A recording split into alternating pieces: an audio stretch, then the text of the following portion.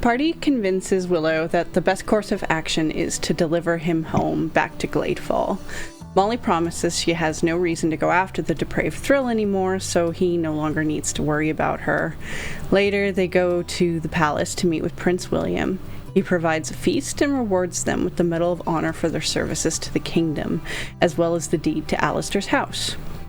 Altus tries to play matchmaker for him, which doesn't go exactly according to plan, as he mentions he will probably have to marry for political reasons. Mato and Anaya later join him for a drink while Altus leaves to message the alley cats and inform them of the new house they can stay in for free.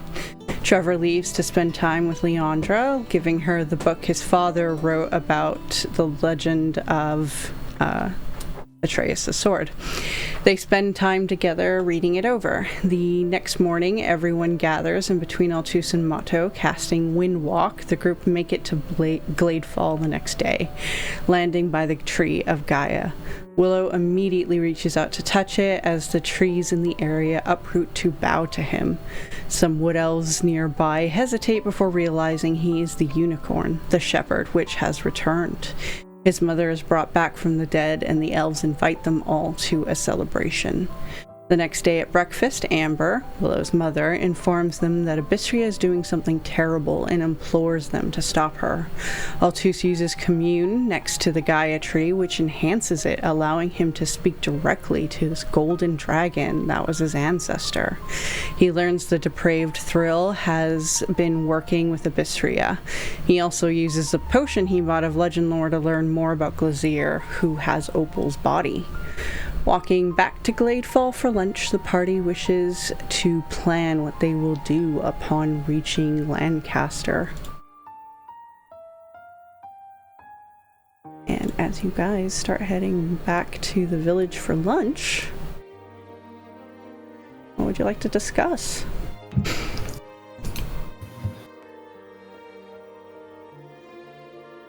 I think that you just see Mato like stopping with every little like flower and tree and just growing it just a little bit. He's definitely pulled out every animal that he possibly could out of his bags of tricks. So everything is potentially out now, and like all of the other animals are out. We're all just like loving being outdoors. So there's that. He might be a little distracted. Okay, you have to roll 3d8. Or is it 6 because I've got 2 bags? Oh my god. Oh my god.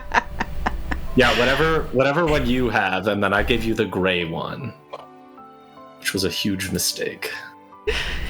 So we've got a 6, 2, 3, and then for the second bag, a 6, 7, 1. Okay, well this is funny. Okay, so from the gray bag, there is a giant badger, a giant rat, and a badger. It's a mama badger and a baby badger. Yeah, and then a rat. Uncle Rat hanging out. Uncle Rat. And then I've got the tan bag of tricks, so that means that I've got a giant weasel, a giant hyena, and a jackal. Great. Holy shit! Where did all of these come from? Oh, these are from my new bags. On that cue, Willow pulls out the Verdant Menagerie and opens it up for all those animals to come out. And Oh. I think Lord Zazu probably spills out now too. Yeah. He comes out with a mining pick, like, what? Where am I? What is Master? And runs over to Altus. Lord Zazu, hello. Hi, so good to see you. I found so many gems and so much gold. Oh goodness, do you have them? He pulls out, like, emptying his pockets, but there's nothing in them, obviously. And he's just, Oh. Master, they were here. Right. This is kind of hell for you, huh? It's like, Treachery! it feels like paradise. Treachery! Somebody stole from us, Master! What should we do? I will kill them all! He pulls out his little rusty dagger. I think we need to have lunch so that you need to fight on an empty stomach before we plan the assassination. Okay. And he flies up and, Cool, and tries to like land on your shoulder. Yeah.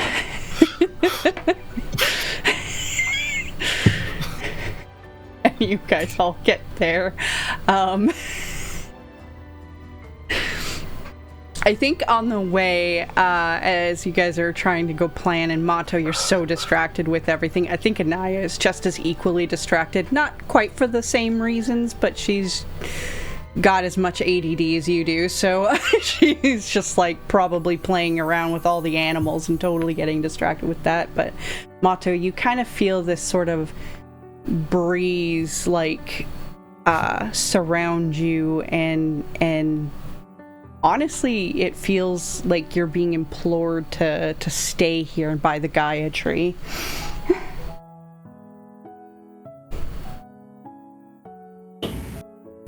I like walk back over to the Gaia tree and just like lay on the ground and just start casting like plant growth around me. And so you guys just see me probably just doing like a grass angel, just like laying in the grass and just rolling around.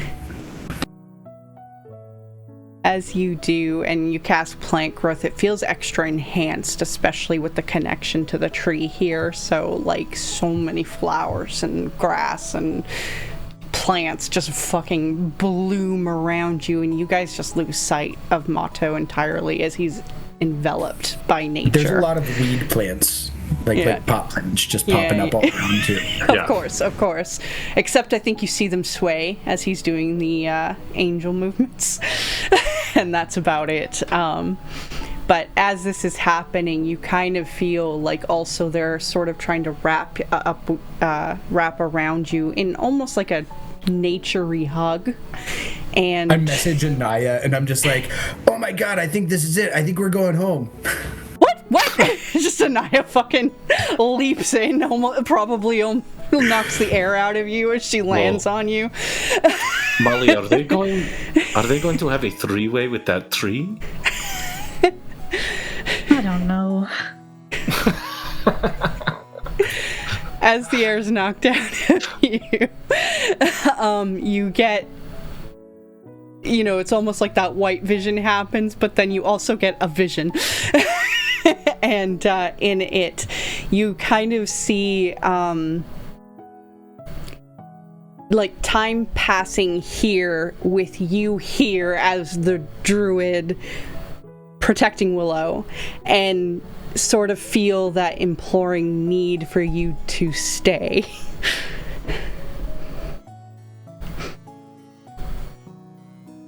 But then Anaya's kind of bonking you on the head like, what's going on?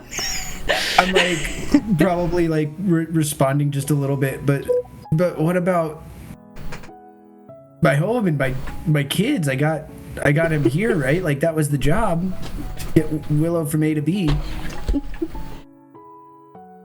You get the sense of a certain amount of time as Willow will grow to become from a pony to a adult unicorn, and then you walk away from the grove in the vision. What? But Molly needs our help too. Like I know I'm supposed to protect Willow, but like what about my other friends and like Abysria and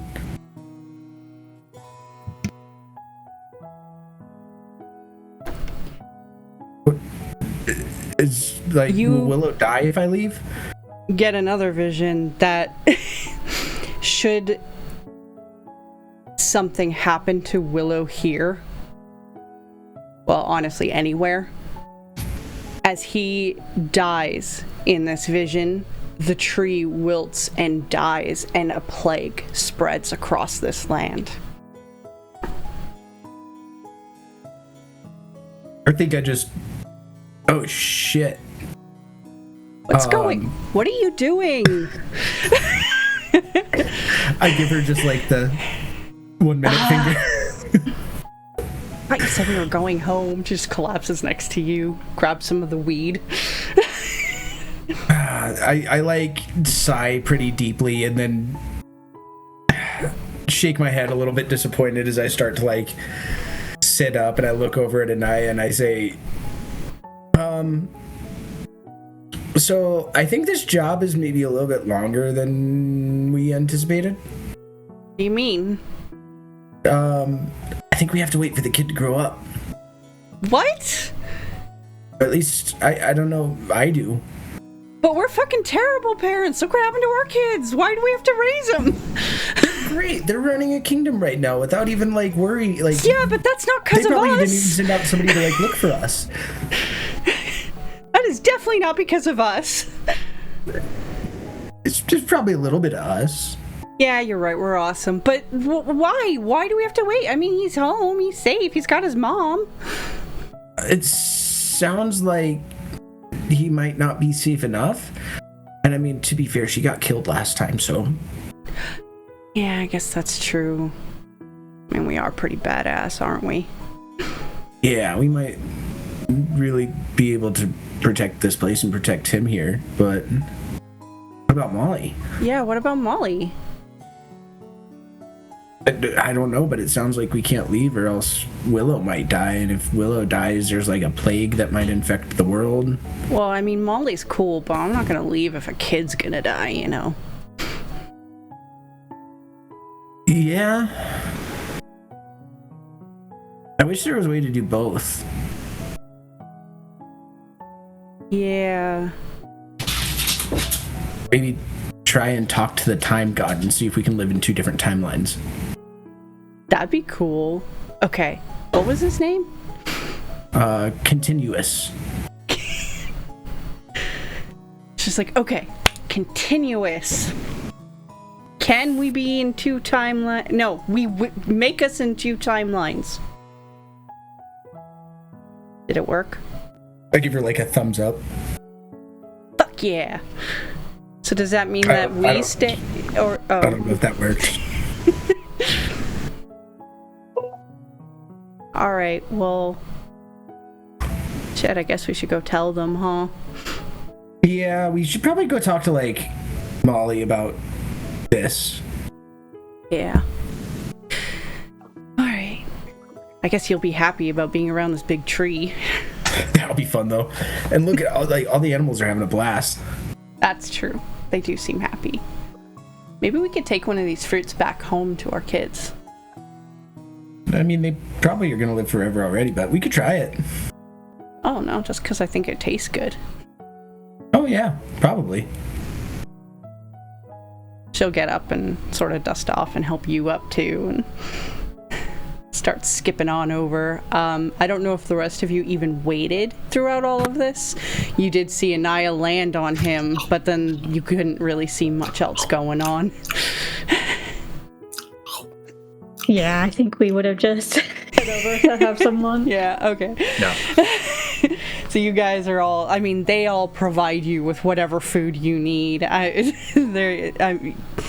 They've got all kinds of, you know, it's mostly fruits and vegetables and stuff that they grow here. There is a bit of meat from hunted things, but mostly it's, you know, that kind of stuff. You know, Willow and Amber, though, they just tend to not eat meat as they are unicorns. And they do eat food, though. They don't eat grass. I'm just feeding myself grapes like a Roman emperor. I love that. I think Molly, in a much different tone, is not eating a lot. I think she's kind of just maybe like, more like just like pushing food around her plate a little bit. Just like when you have something on your mind so much that it's like hard to even be hungry. I think that's kind of the state that she's in right now. I think after a while, Torin was dousing drinks in the back as he usually does, but seeing Molly kind of focused in, sits next to her and sort of elbows her. I know it's tough right now, but you should eat to keep up your strength. You're gonna need it. Yeah, you're right, of course. I don't know, it feels weird. I feel like I should, feel happy. But if anything, I feel like I have more to worry about and like a sense of dread. Yeah, makes sense. You thought all this time that she was gone, and now there's this whatever the fuck he's doing with her. I get it.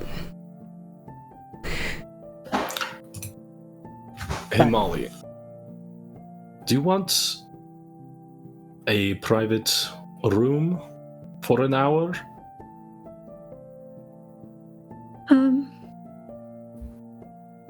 Actually, no, I don't think that I do.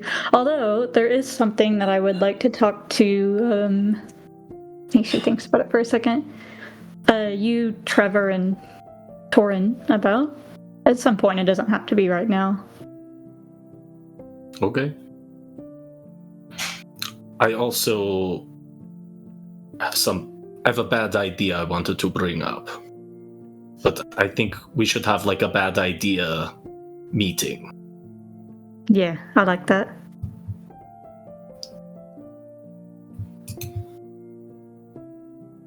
Anytime you want to talk, you know I'm here. I know. And Trevor will likewise be like, you know, in his way, yes, we can talk. I don't know why I can't impress Trevor. We're chums, you know? Yeah. Yes. Right, you have to be Trevor for the rest of the session. Yeah. Oh, I love God.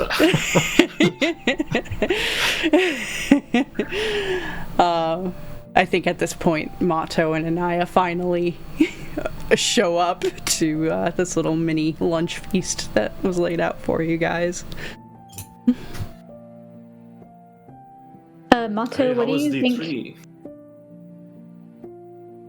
While he asks you that, what do you think your like demeanor is like walking back? Is it just kind of your usual self? I'd say you got a little bit of disappointment in him. Like, he's let all of the animals go run off and be happy at this point, and he's like not even looking after them with a smile. Like, he looks probably visibly upset as he's walking back. Like, crestfallen, I think, would be a good word. Ooh.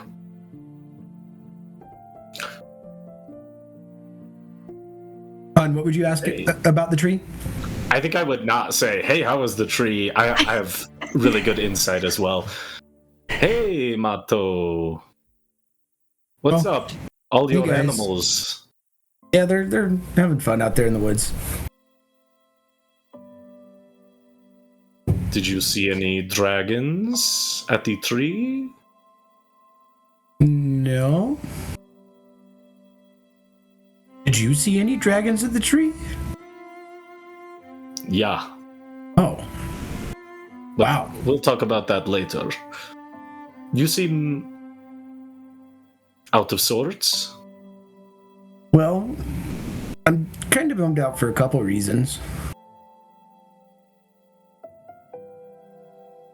Oh, yeah. Sure to. Yeah. I guess, like, I don't know. I'm not going home, it sounds like, anytime soon. But that's okay. But I think another thing that I'm a little bummed out about is, Molly, I can't go with you. Oh. Really? I mean, you never had to, of course, but what's changed? Well, I got a message from Gaia, and it sounds like Bishria still wants Willow and wants to hurt this place. And if I go with you guys, it will leave this place unprotected, and a plague might spread across the world.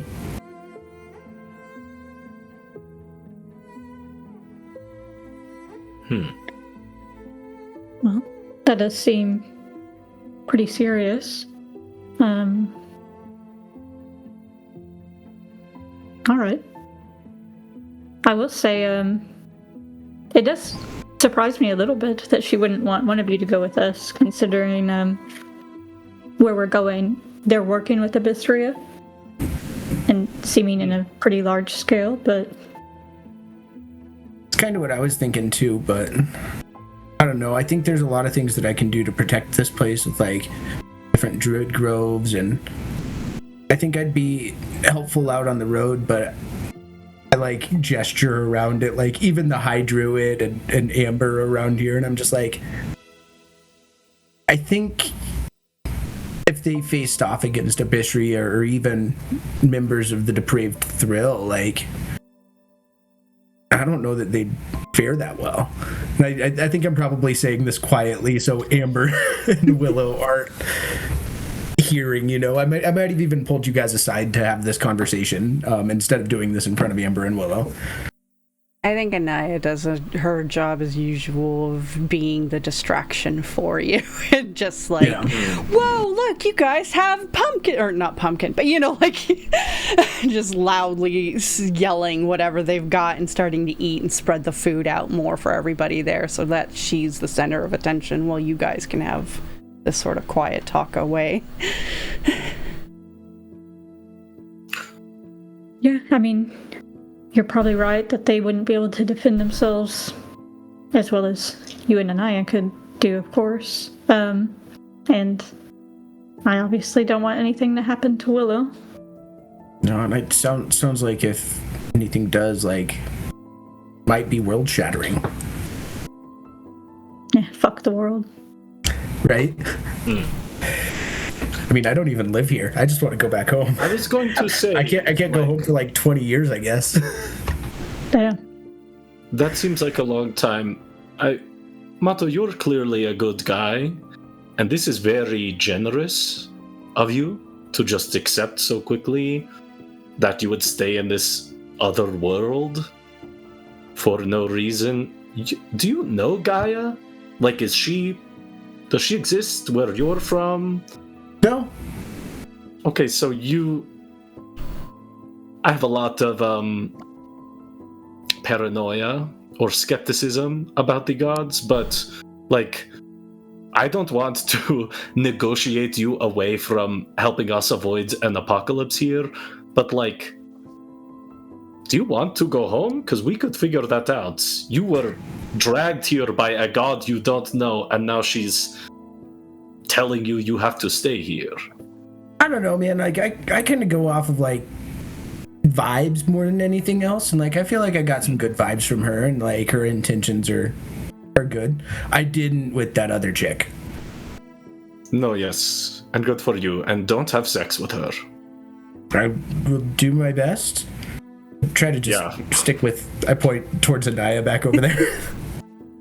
Right. Blueberries. Yes, we've had some. Lovely. Yeah, I mean, I think that Gaia is... I feel like good is not the right word, but something. But I also think she has asked for a lot without giving much, in my experience. I mean, I guess she gives, like, the world. I don't know how it works. But I just want to be like, clearly you are going to stay here because you are a generous and compassionate person. But just saying, if you felt like, fuck that, I want to get home, we know other powerful people.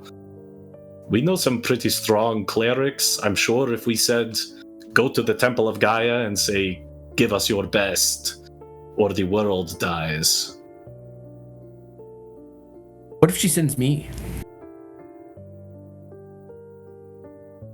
Gaia? Yeah. Oh, I meant we go talk to the people who work at the temple. And then if you... Because clearly she has sent you. But what if they what if she just sends like me as her best, you know? Because I feel like that... Yeah. I don't want to talk myself up, but I feel like that's kind of what she did. Like, I don't feel like there is anybody here that could do this job. So that's why she brought me? Sure. We know some 10th level clerics. And wizards. I think you're the right guy for the job, but, you know. Yeah, like Altus said, I'm never going to try to talk you out of, saving this world, especially not if it means protecting Willow. But I guess just something to keep in mind with our experience of Gaia. It seems like I think that she does have good intentions for like maybe the world as a whole or people as a whole, but at the expense of like the people that maybe trust her the most. Just make sure you're taking care of yourself, you know? Yeah, that makes sense. No, I'll just ride this wave, and if I die, Anaya will bring me back, and if she dies, I'll bring her back, you know? It's kind of how we've always done it. Plus, these guys, they might need a king. But other place, like, they didn't seem like they needed kings. You know, there might be a coup coming, so if you're still around, maybe we hit you up and you would be king. True. Yeah, I mean, we'll see how it all goes. See how it all shakes out. So, I mean, at some point, I probably do have to go back home, though I could always send one of my kids. Yeah, so are your kids going to, like, is time not passing there? Or are you just, like, missing out on 2 decades with your own children for this child you met 2 days ago?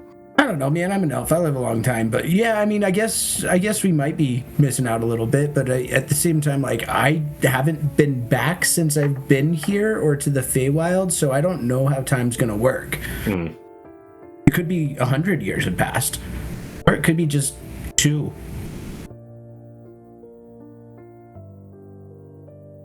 Might be a good thing to talk to that continuous guy about. Oh, yes, wait, actually, I can literally do that, so maybe I will. Maybe I will try. I think Molly, like, starts to correct you, and then it's like, whatever. Close enough. Connie Tina. Hey, he got like a 30-minute education on the gods. He's doing what he can. Hey, I was impressed he remembered that much, to be honest, so.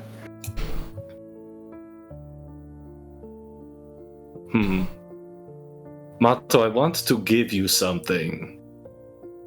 But I kind of wanted to give you guys stuff too. Oh. Yeah, okay. so I appreciate you giving this to me, but I feel like you guys might need this more, and I'll hand you the, I think it was the gray bag of tricks, and I'll hand Molly the tan bag. And, like, just in case you need something to remember me by.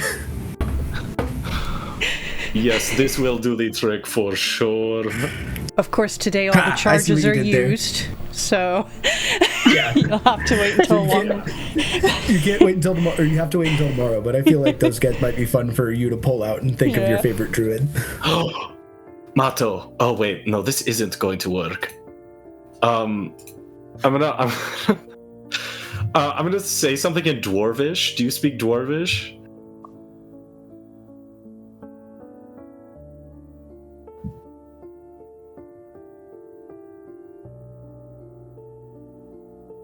That is not one of the 8 languages that I know. Okay. Do you speak Giant? No. I got Common, Elvish, Druidic, Primordial, Halfling, Thievescant, and Draconic. It's okay, cool, none of those. Okay, so I message you and I say, how would you feel about adopting a kobold? He's kind of crazy, and I don't know if he would. He might kill you, because he is obsessed with me. Fine. If he needs a place to stay, I don't mind taking care of him. Yes, I don't really know what to do with him. And I feel like he's going to die. You know what you should do? Is you should give him the directive to protect the tree. And then you can just let him stay here and protect the tree.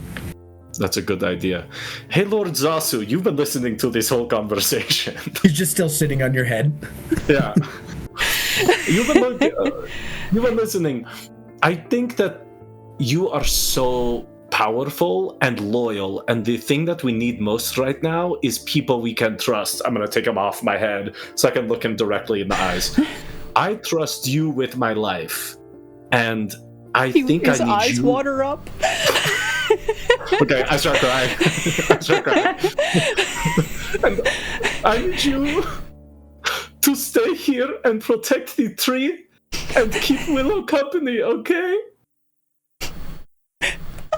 I will do it for you, master. He goes to hug you. I look like really shy at everyone seeing this. Good. I pull him back, I take out a sending stone, and I say, this is for you to talk to me if there is an emergency or if you are just bored. Yeah. I will treasure it forever, master. I will never lose it, I promise. I'll see you again, Lord Zasu, and I bow to him. Oh, master. He runs over and hugs your leg. Give him a little pat on the head. And probably just holds on to that for a while, crying. Sorry. Sorry. I like how unstrategically we've been using the sending stones you gave us. It's like just to give it. We have more. Who even has them? Like, I gave a set to all of us. Hey, Mato, do you want to give one of us the matching sending stone that you have? So that you can be like, the tree is dead. Yeah. Is lost. Okay. Or if you guys call me, I could probably get there not immediately. But if it worst comes to worst and you guys are going to die, you could probably call me. Cool. What if we meet like a really cute old bear? And I'm like, Mato, you have to see this. Come quickly. Can I cast polymorph through these? No, I don't think so, but that would be sick. That would be cool. I guess learn polymorph. Can I write down like a spell scroll of that for you? Like, can I write down? I don't know if you have the ability to make spell scrolls, but probably not. Take it. I think it might take you like 11 days or something. I just mail it to you, or I send a bird with it to you. You can send Lord Zasu. He will find me. It might take years, but I will find you no matter where you are, master. I know, buddy. I know. Why don't you go play with Willow? I think this has been a lot today, so let's add a little more. Okay. And he just sulkingly leaves, like head down. Cool. Speaking of a lot, make sure that you guys let me know before you go so I can cook up some good food for you. Okay. All right. Hell yeah. Wow. Hey, Anaya. Are you guys done? That's over. Well done. I just want to say stay chaos. Hell yeah. High five. Yeah. Everyone around here is very, like, stiff and, like, serious. Don't worry. I'll break them. Yes, precisely. Great. Well, hey, Trevor, Torin. I think all four of us are going to go kiss in my rope trick. Trying to, like, be in code for some reason. The food is really good, Mato and I recommend the butternut squash is mwah. With the grape jelly. You wouldn't think it would be good, but it is. Ooh. I love sweets. Cool. I rip off the belt that keeps my shirt closed and cast a rope trick. You do. And, you and everybody else goes up. Torin and Trevor join you two as well. And, you are in your private cloud space. I am not kissing you, Torin says. Me? He nods. No, we both know you are lying, Torin. If you come near me with those lips puckered, I will stab you. I'm not going to come near you, but who knows? By the end of this adventure, maybe you will come to me. When was the last time you kissed someone, Torin? Genuinely, you've been like a rugged soldier, lone wolfing it with your quasi-daughter here. When was the last time you kissed someone? Have you never kissed anyone, Torin? I've kissed oh my goodness. before. Okay. Said like someone who has kissed. Not Molly's just thoroughly enjoying this.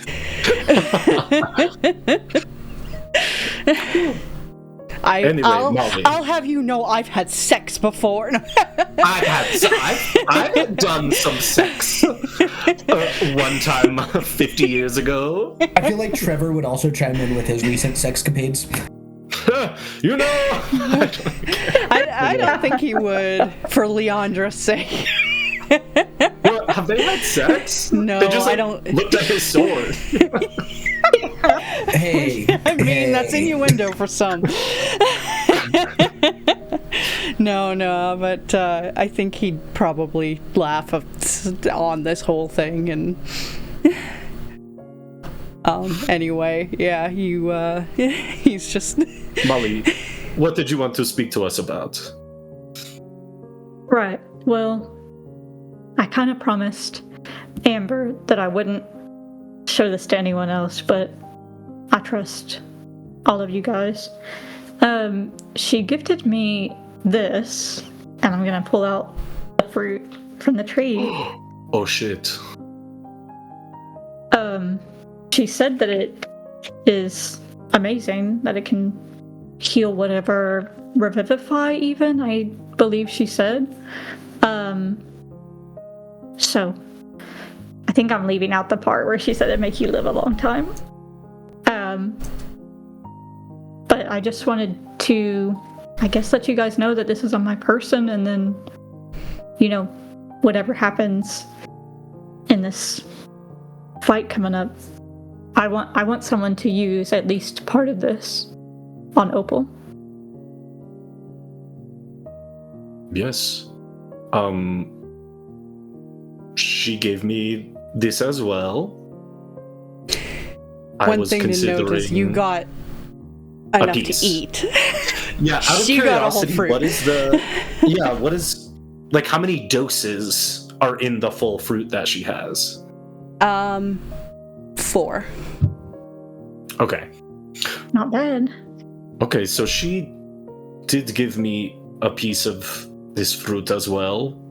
I was very overwhelmed, and then I decided to not be overwhelmed, and I just met my ancestor, who is an ancient dragon, so I thought, fuck it, and I did eat it.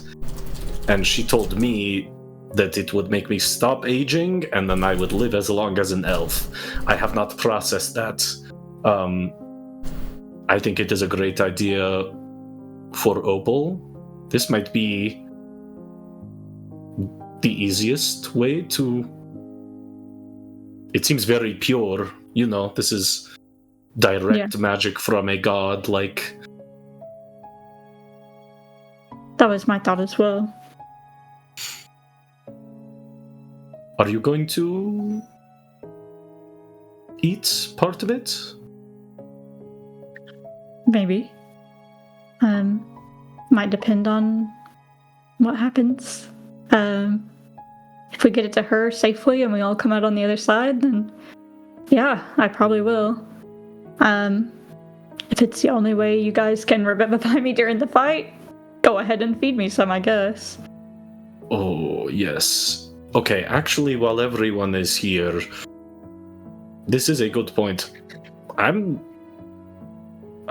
Trevor, I don't know if you have new, like, holy magic. I cannot bring anyone back from the dead.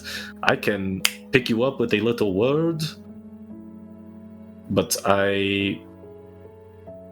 this makes this scarier. I don't think this makes this impossible, but we're going to have to be, like, really, really, really careful and smart. I look at Trevor. Strategic. You know, we're going to have to... We were already kind of a lean, like, strike force, but I felt a little more like we could rock up to the gates a bit. I don't think that's who we are now. Yeah. I can revivify. I made a point to learn it. Oh. After everything. I can probably only do it like 3 times, and that's if I don't, you know, waste my effort doing something else. I think 3 times is a lot. agree to be smart, probably wouldn't take the hint that you gave. Just be like, yes, of course we need to be smart. Unfortunately, I don't have Revivify. He just began his efforts with the church, so... Yeah. I also think with a paladin, they have to be like level 9 for 3rd level spells anyway, so... Yeah, he's got a bunch of random wizard spells, but not things like that. Okay. Yeah, because he went a couple levels in wizard, or 1 level in wizard. Oh. So he's got a bunch of that. And pretty much because he comes from a family of wizards, I'm like, any of the fucking level 1 spells you want, you probably have. Available to him. Yeah. He does have Identify, though.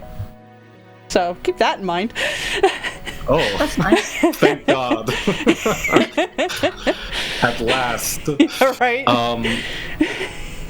Okay, this does bring me to... So I have a list of the bad ideas that we had discussed briefly. Torin had mentioned you could contact people you know in the Depraved Thrill. Yeah. We talked vaguely about like hiring the Depraved Thrill gang to get the army away. I kind of think we wait to do that until we know what we are getting them away from. Because it could just be in Lancaster. Or there could be like a portal to the chaos dimension or whatever. Okay, so my really stupid idea... Well, there's 2. I could send to Glazier. I don't know what I would say or how we could get anything out of that, but just refreshing that I am able to do that. The other idea is I could try to send to Opal. If she's not dead, they said that it felt like her soul was trapped somewhere, which means her soul is alive. The spell does not target the body, it targets the person. It's possible that there would be wards around her against this from Glazier, although that seems like a weird thing for him to think about. My other concern is, I assume his goal is to, like, raise her as, some undead servant loyal to him. So she might already be loyal, so I could contact her and be like, Molly says hello, and then she goes to Glazier. I mean, it didn't seem like her body was active, but that's my idea.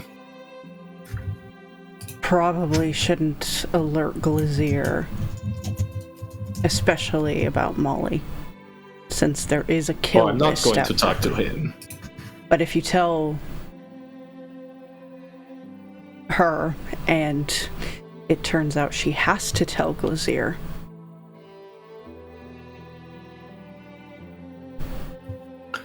we should keep Glazier off of Molly's trail as much as we can. Yes. She is immune to any divination or scrying with the necklace. We have no way of knowing what Opal... What I saw with the legend lore was her body. It did not seem animated. It seemed like he was actively working on something. I guess it's possible that vision was from some time ago and she could be alive, but if she is under a compulsion... it's all theorizing. I agree. This is not pull the trigger on it immediately, but I also kind of think... I think we want to... eventually we have to try this. Because what if she doesn't have to tell him? And what if she is herself, but she's being tortured and she could give us information?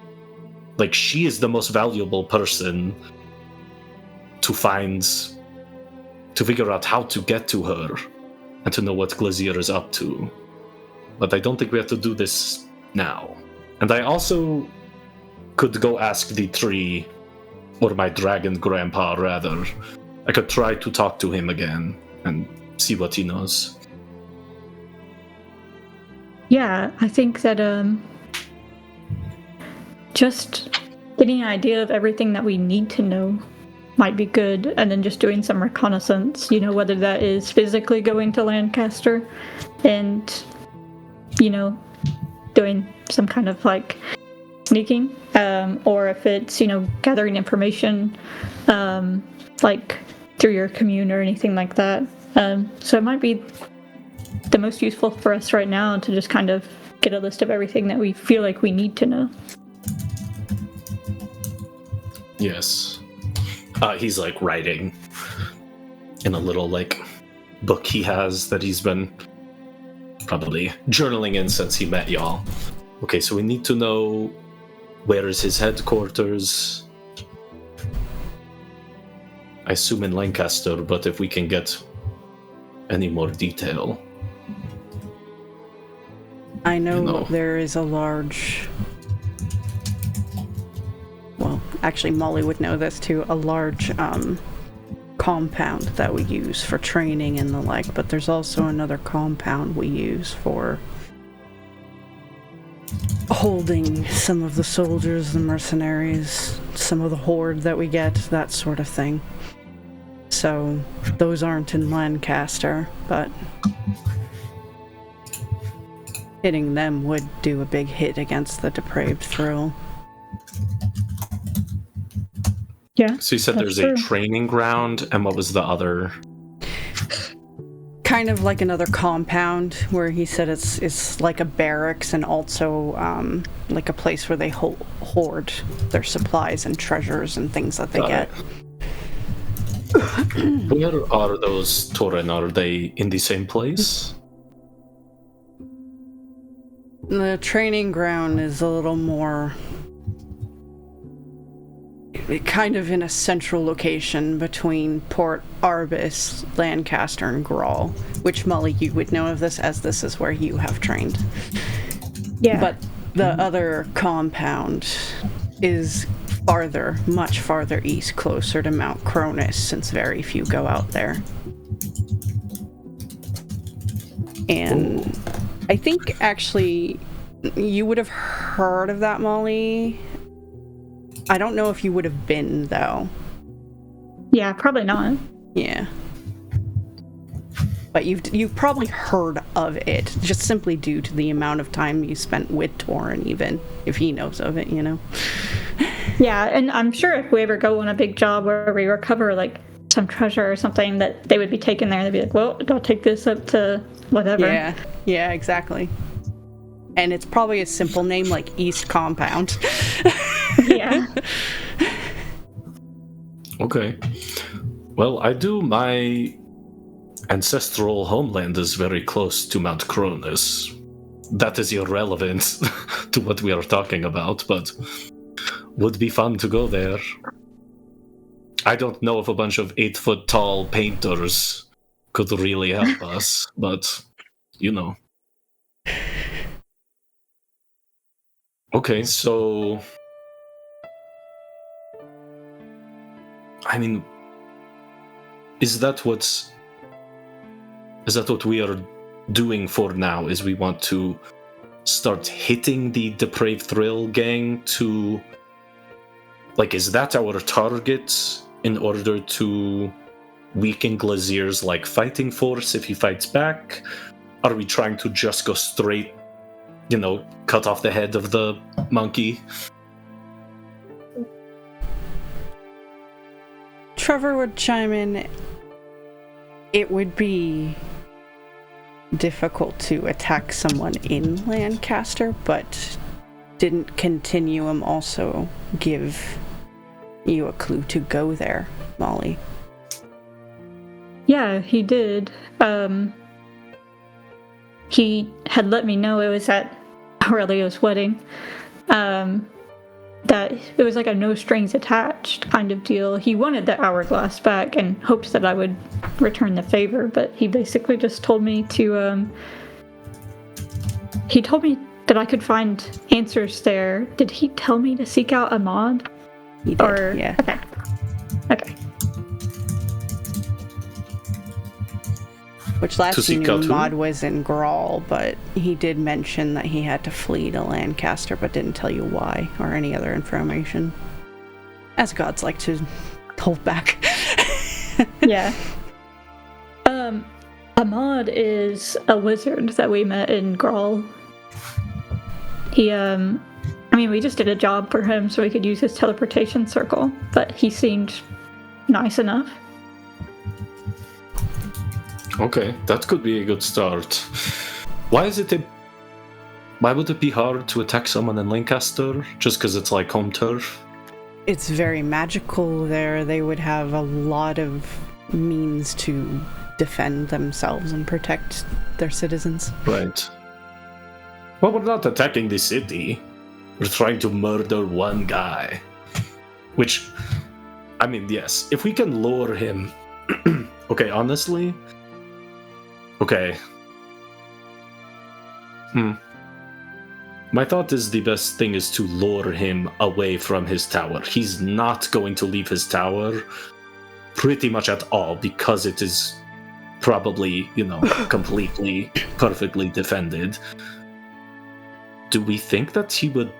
Like, you've never met him, Molly, right? No, I haven't. But clearly, you must mean something to him. Even if it's only secondary to, he knows you as Opal's widower. Yeah, for one, I don't think a lot of people get out of the depraved thrill at all. If they do, I don't think that they survive it. Torn nods to that. I think it's more about showing you can't escape. The fact that she has for so long. He wants to string her up. Okay. So it's ego. That actually is really good for us. If he, for his reputation and his own sense of, I'm perfect and no one can, disobey me. So do we think that... How do we tell him that you are alive and coming for him in a way that lures him away from his center of power? Well, I do kind of like the idea of hitting the east compound. That could definitely draw him out, but it would also draw him out where he has potentially, some people on his side to fight with him. Yes.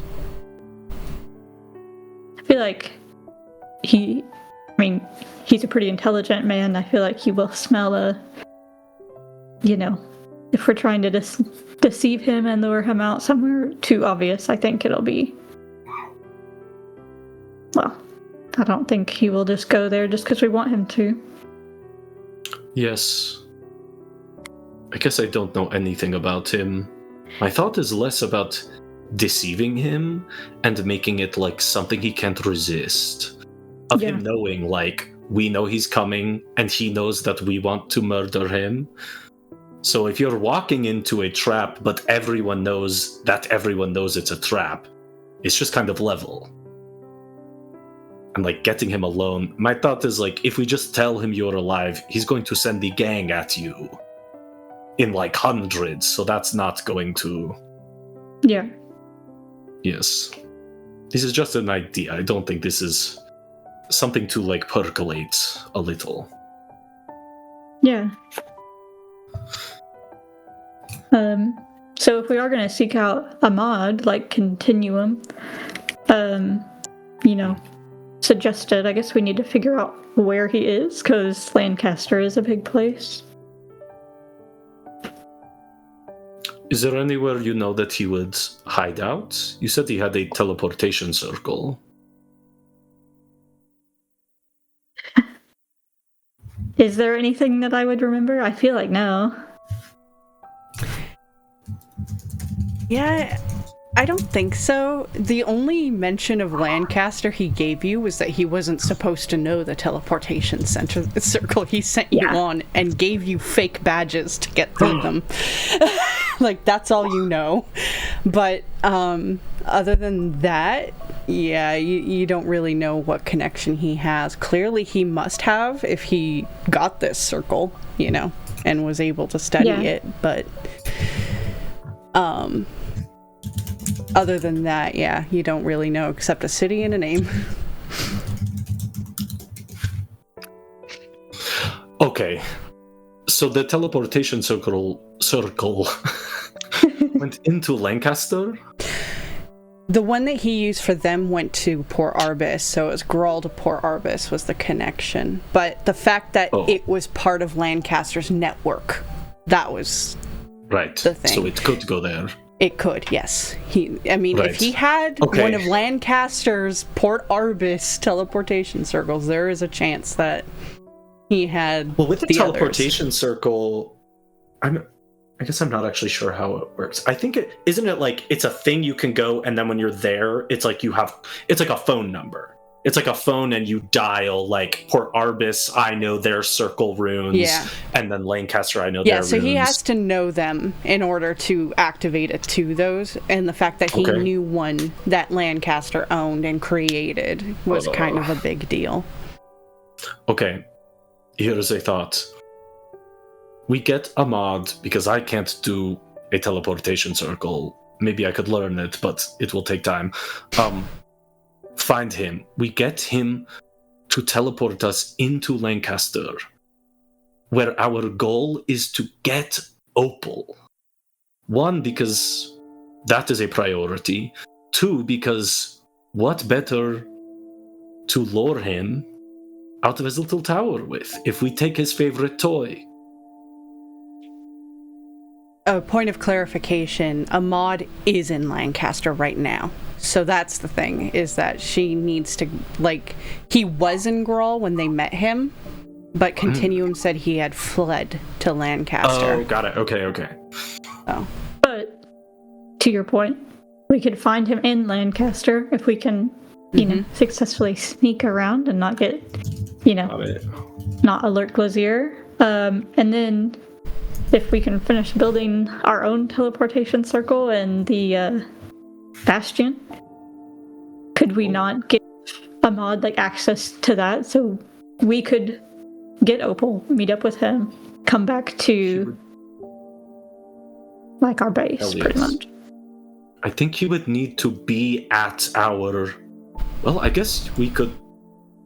I mean, Trevor, you're part wizard, so maybe you could scribe the runes on our circle in Port Arbus.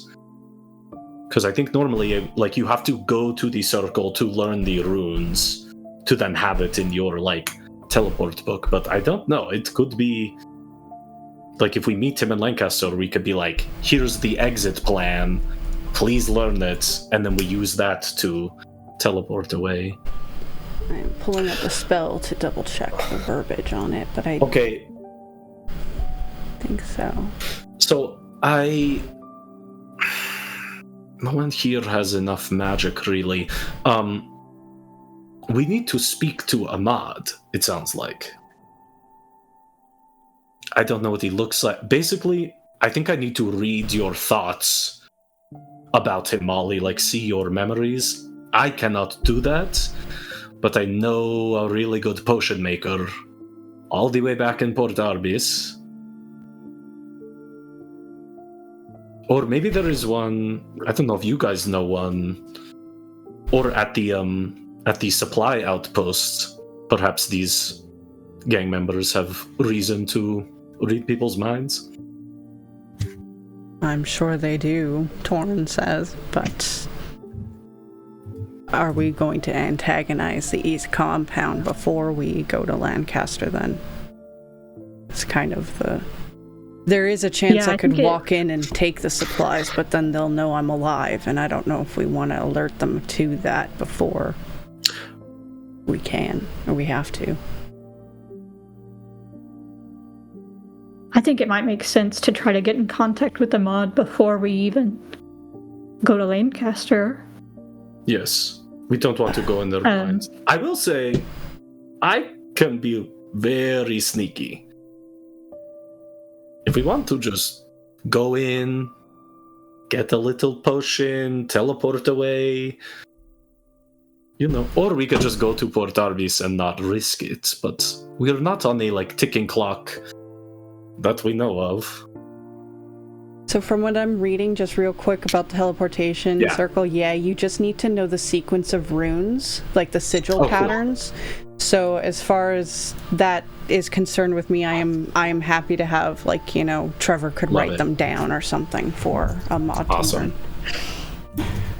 Yeah, and I feel like even if, because you were kind of saying that it was, I'll say this as Molly, it seemed like a mod really wasn't supposed to have the runes to know how to teleport to Lancaster, but I feel like Trevor's family, if they don't already have that combination, they could probably get that for us, and then probably the same for coming back to Port Arbis, and then if they don't, my family, our main thing is the mercantile industry, so trade. So it's possible my mother or sister knows that, or they are in business with merchants who do know that, so lots of leads. Yeah, and that would just get us a really quick passage. Zip zap, yes, that would be great. Oh, this is scary. I can always turn back.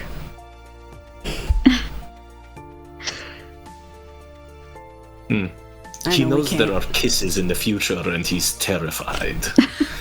I must run away. Okay, one last sort of, there's sort of the most explosive thing is hit the supply lines of the Depraved Thrill Gang, then attack the training grounds, and then who fucking knows, but that's he will be aware that something is happening even if he doesn't know who. That seems not the vibe with our current abilities. Then there is strike force into the city, a mod plan. One thing we haven't discussed, Molly, your family, they are connected to him. I don't know.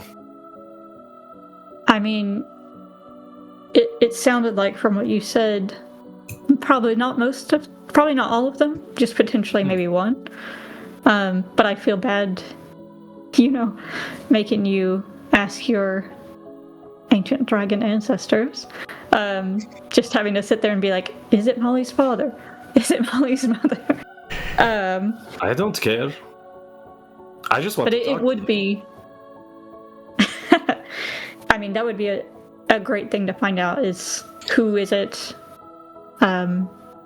Because I did almost think that they might help us until we learned that, and that makes me really hesitant to even try that route.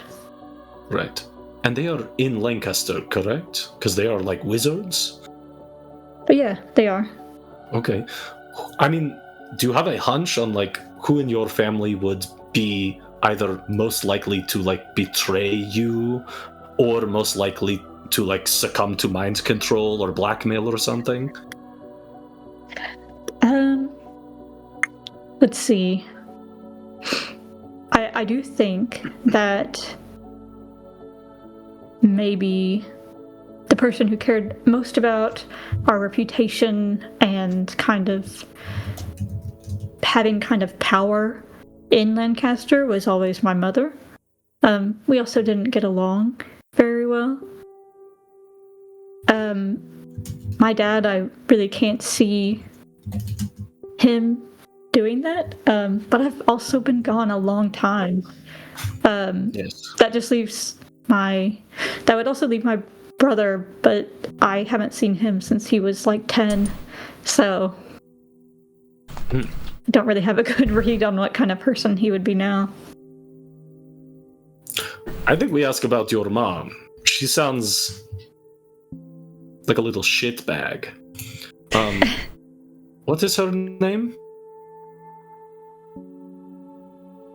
A good question.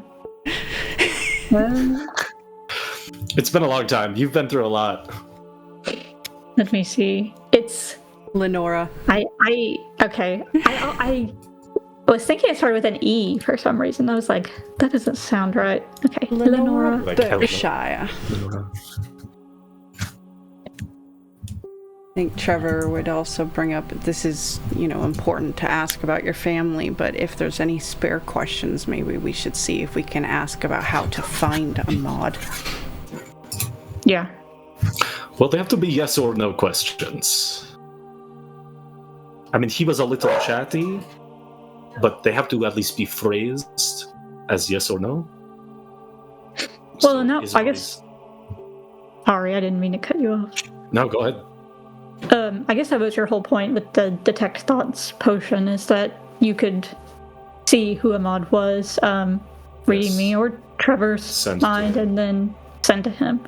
Which, I mean, he helped us out before. He also seemed to be the kind of person that was always in trouble. Okay. So I could see him potentially being like, I'd love to help, but I'm in a bit of a bind. That would probably tell us where he was. Yes, and we could save him, and then he owes us. Yeah. Yeah. Pretty much what happened last time. What does he look like? He's just like a young red-headed wizard, right? That's what I remember. Okay. I was just trying to see if Trevor had anything to help make an image of him. Does he have a minor illusion? Yeah. He does not. So that doesn't help. I might need more than that anyway. Yeah, it definitely. might be more I need to see them talk and get the vibe. Yeah. Okay. So we ask about, is Lenora Berkshire working for the Glazier? I want to ask, would it be... What's another word for helpful?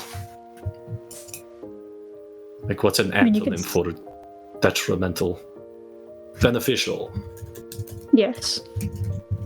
Would it be beneficial for me to send... Just so we can know if that is an option.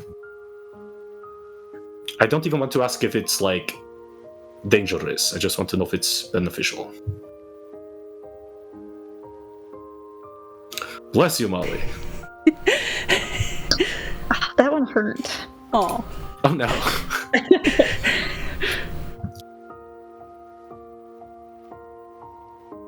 And then... So third question could be something about Ahmad.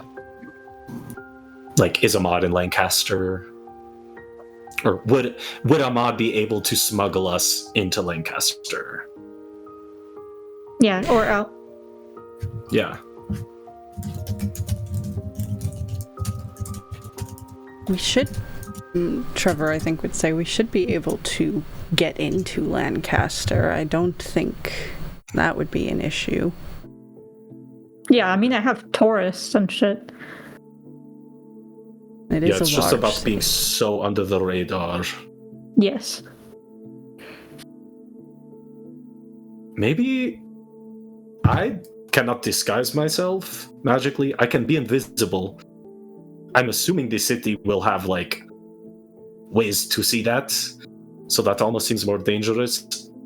I could be running some kind of, aristocrat, walkabout through the cities of the continents. I don't think this is that important. We will cross that bridge later. Yeah. Okay. Well, should I go try to speak to... Oh yeah, by the way, my great ancient ancestor was a gold dragon. That's amazing. My markings. Congratulations. Pretty crazy. Thank you. Yes, you're welcome. So, meeting him is what kind of inspired you to eat the fruit? Yeah. I started to... Like, what does that even mean? Living 1,000 years. I thought I was going to live to, 80. And, stop aging? My little sister is going to die and then I'll live another 900 years? How do you have relationships? But then... I don't know. I'm descended from a fucking dragon. So maybe I was meant to live 1,000 years. He appeared to me, and then she said, do you want to live 1,000 years? Feels like a sign. Yeah, I could see that. Why didn't you eat it? I don't know that I want to live 1,000 years. It scares me, to be honest. It seems like a lot of your life has been... he cheers up. Really hard and sad and painful. So I understand why you would not have a lot of hope that 1,000 more years of that would be much fun. But if you do eat the fruit, I'll hang out with you for 1,000 years. Well, I will say these last couple weeks have probably been the most fun I've ever had. So I think I could do 1,000 years of that. Cool. Okay, let me go talk to my grandpa about how to kill everyone and get you married. Just the thought that Pop killing a out of the road trip. vampire and having one of the party members die is the most fun. I mean, I know it wasn't specifically that, just... It's been a wild month, or I mean, it's been a couple of weeks, I think, since you've joined the group. yeah. So you guys all head out of the watching hole. Mimi eat him was interesting. That's pretty fun. Yeah, that's true. As you get down the hole, out of your rope trick, you see Willow's kind of been hanging out there as a boy, waiting and mostly just, if Altus is the first one down, he's just, hey, but waiting. And then when Molly's comes down, he's just, Molly, I wanted to talk to you for a second, if that's okay. Yeah. I'm going to the bathroom. Always. I have to pee so bad. I would like a break, actually. I was about to... Yeah. Sure. Do the same. Have a little... yeah.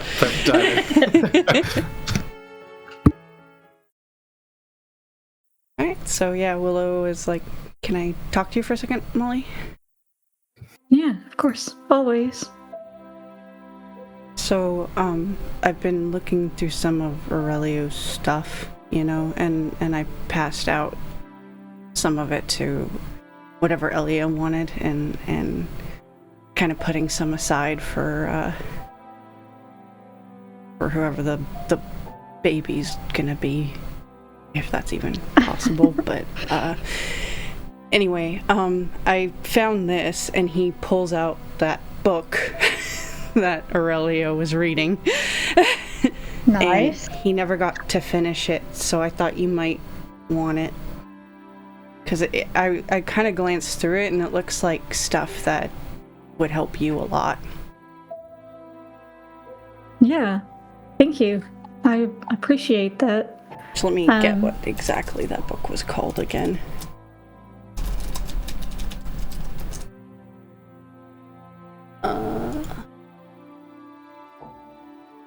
Manual of Quickness of Action.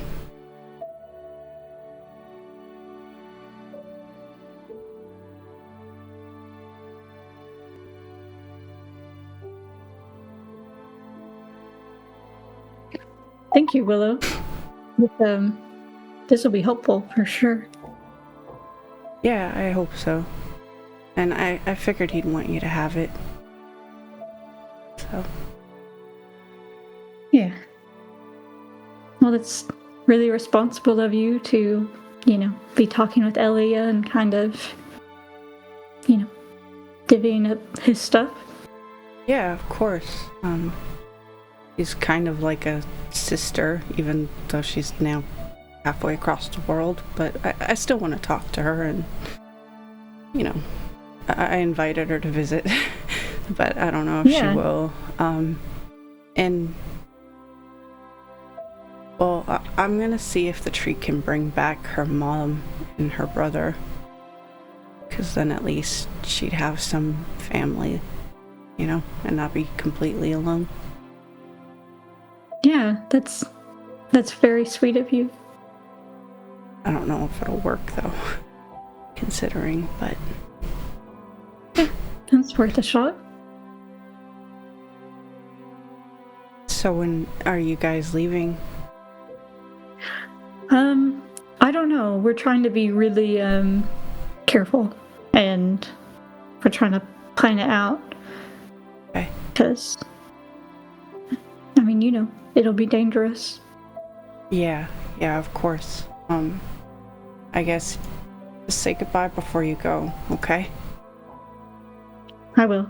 And I'm sorry I ended up lying to you, and that we are going to Lancaster after this, after all. Okay. I know adults tend to lie to kids. Kind of used to it. They tend to lie to everyone, not just kids. Okay. Well, that makes me feel a little better.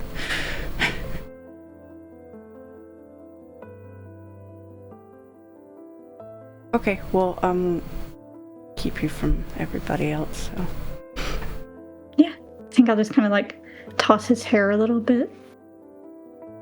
He just kind of smiles a bit, and... just in general, too, him being here, you guys definitely would notice, nature. Obviously, it grows around Motto, because that's his thing, but it's like this land thrives with Willow. Flowers seem to follow him if he's nearby instead of the sun, or, trees tend to not all of them are sentient awakened trees, but any of the ones that are definitely bow to him, but even the ones that aren't have almost a way of wanting to lean their branches closer to him. It's just this land seems to respond to him in general. Yeah. And you guys all go back off to the tree. It is there in its humongous glory. Two things. While they were having that conversation, because I just kept walking to the tree, I'm gonna cast Sending. Okay. And I'm going to say, "Hey, Mama. Does the name Brevrarin mean anything to you?" Oh, dude, it's so good to hear from you. Brevrarin, that's a very strange name. No. What does this mean? An ancient gold dragon that we are direct descendants of? We are? Oh, Apparently. Your father's going to love this, isn't he? Okay. Can you ask, Darling, Papa as well? do you know about Brevrarin? No one seems to know. I'll take some time and look in the books and see what I can find. Yes. Are you Please eating do. well? Are you having a good time? You taking care of yes. yourself? Okay. Yes. Oh, that's my boy. Okay. Well, you stay safe, stay Okay. alive, come home. Mwah. Yes. Talk to you soon. Mwah. Okay, cool. And then, because fuck it, I want to impress this dragon. I'm going to cast Sending again. Can you remind me what Continuum looked like? At the time that you saw him, he was, Yeah. I think around 12. He looked like a boy that was 12. He had sort of... Okay. Let me remind myself what his general colors are, because 12 is a good enough answer. I now feel weird that I made a joke about putting fuck the god of time on my... I guess he's a god of time, so he's all ages. Is that better or worse? I mean, let's not dig into it. Yeah, your history's big enough to know. Like, I'll give this to you for free. He has shown up as a boy, as an old man, as a middle-aged man. Cool. Like he comes in all ages. It's just kind of whatever the vibe is at the time.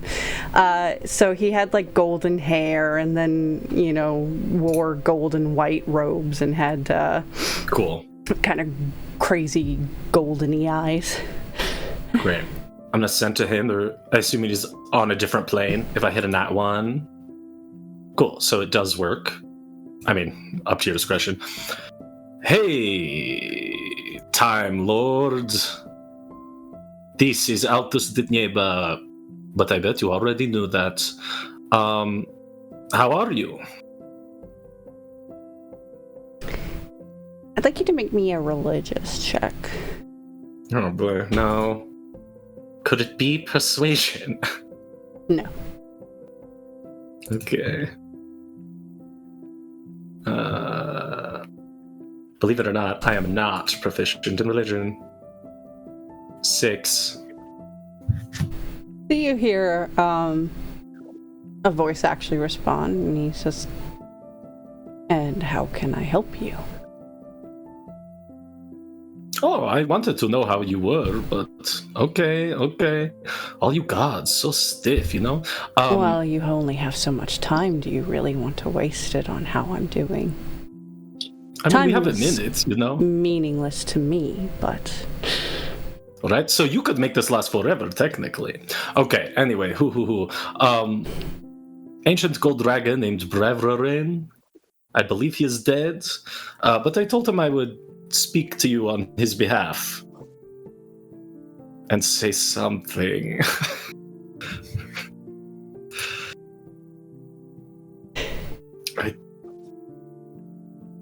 I think he had someone correct me if I'm wrong. I believe he said there was something he could not see in Lancaster because of a differential in time. And maybe you could clear that up for him.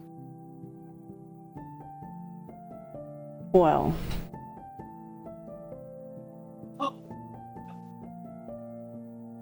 There's not much that anyone can see in Lancaster. It is well warded for obvious reasons. I could Even to see the gods? to most of them. Well... But if you want help,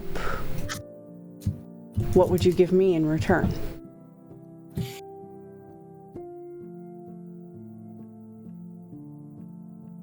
How big is the help? Because I have something big to offer. Depends what you offer. Okay, I just ate a fruit that will make me live 1,000 years. What if I give you that back and have a natural lifespan?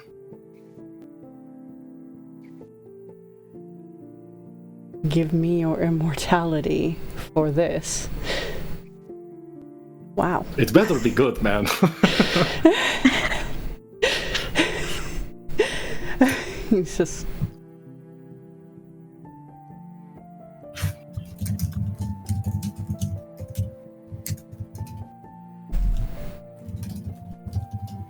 Let the DM think about what this will be. All good. Take your time. It's also okay if the answer is no, because I'm also fine to keep my immortality, but also, fuck it.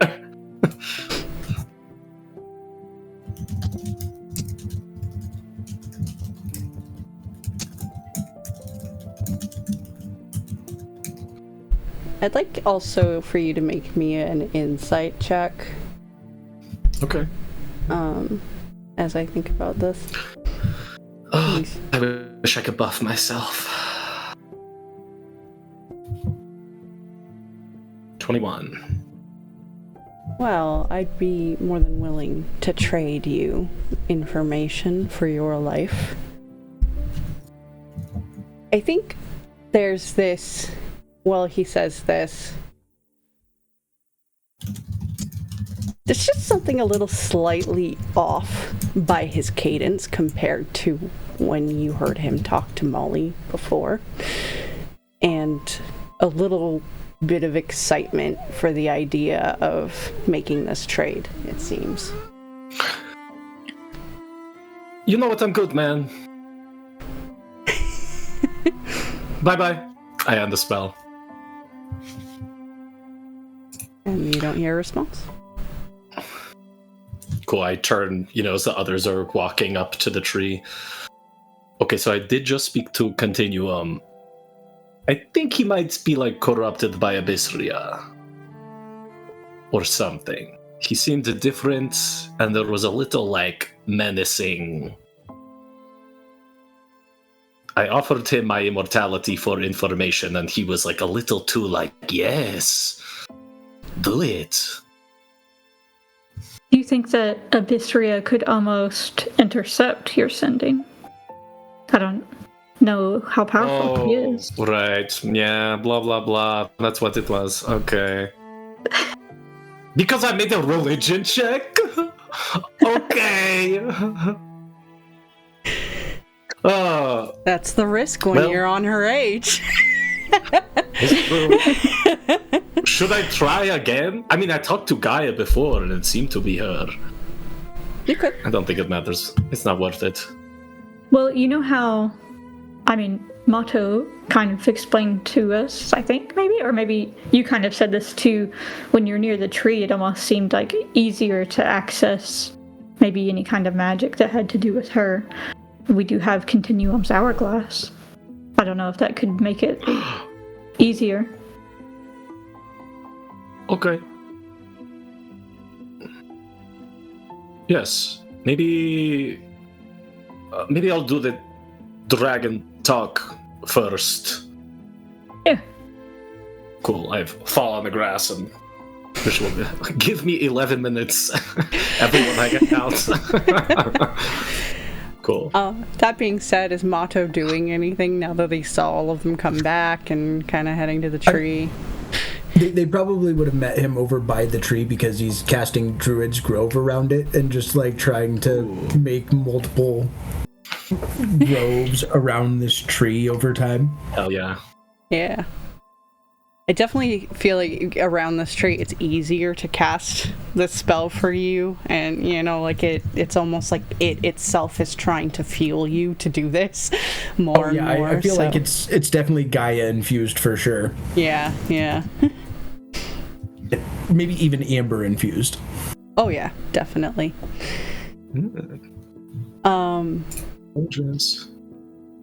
All right, anybody else gonna do anything for 11 minutes while he's in the middle of casting? Or? I think Molly might just kind of sit down and kind of watch Mato cast these spells, but I think she might be thinking of another druid whose book she now has.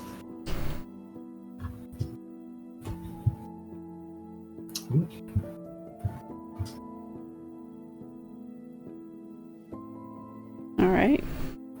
Love it.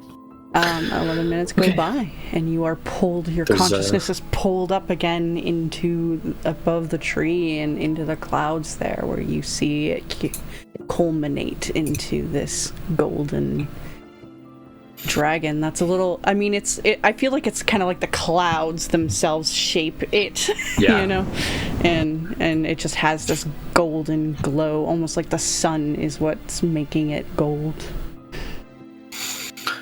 Hey, Grandpa. Grandson? I hope it is not a bother. I know I was just here. It's never a bother to speak with you.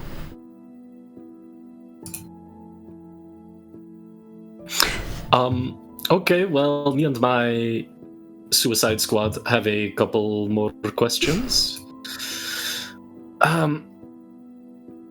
We want to know, is Molly's mother, Lenore Berkshire, working for Glazier?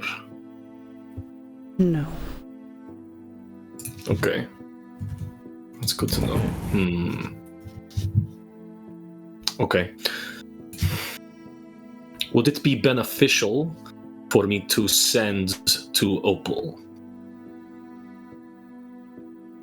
It could go either way. Depends on what you send her, isn't it? That would be like a maybe. Yeah. Okay.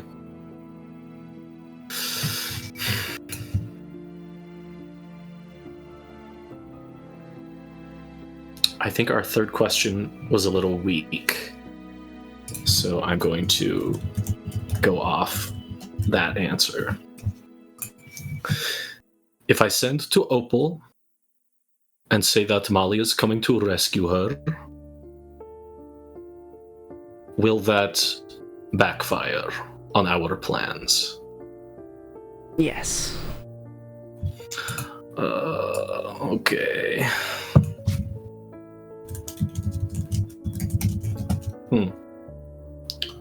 I mean, I know this. I don't get more than 3, but when you said maybe, like hypothetically, what scenario? I will phrase this as a statement. Describe a scenario where that sending is beneficial, if not honesty.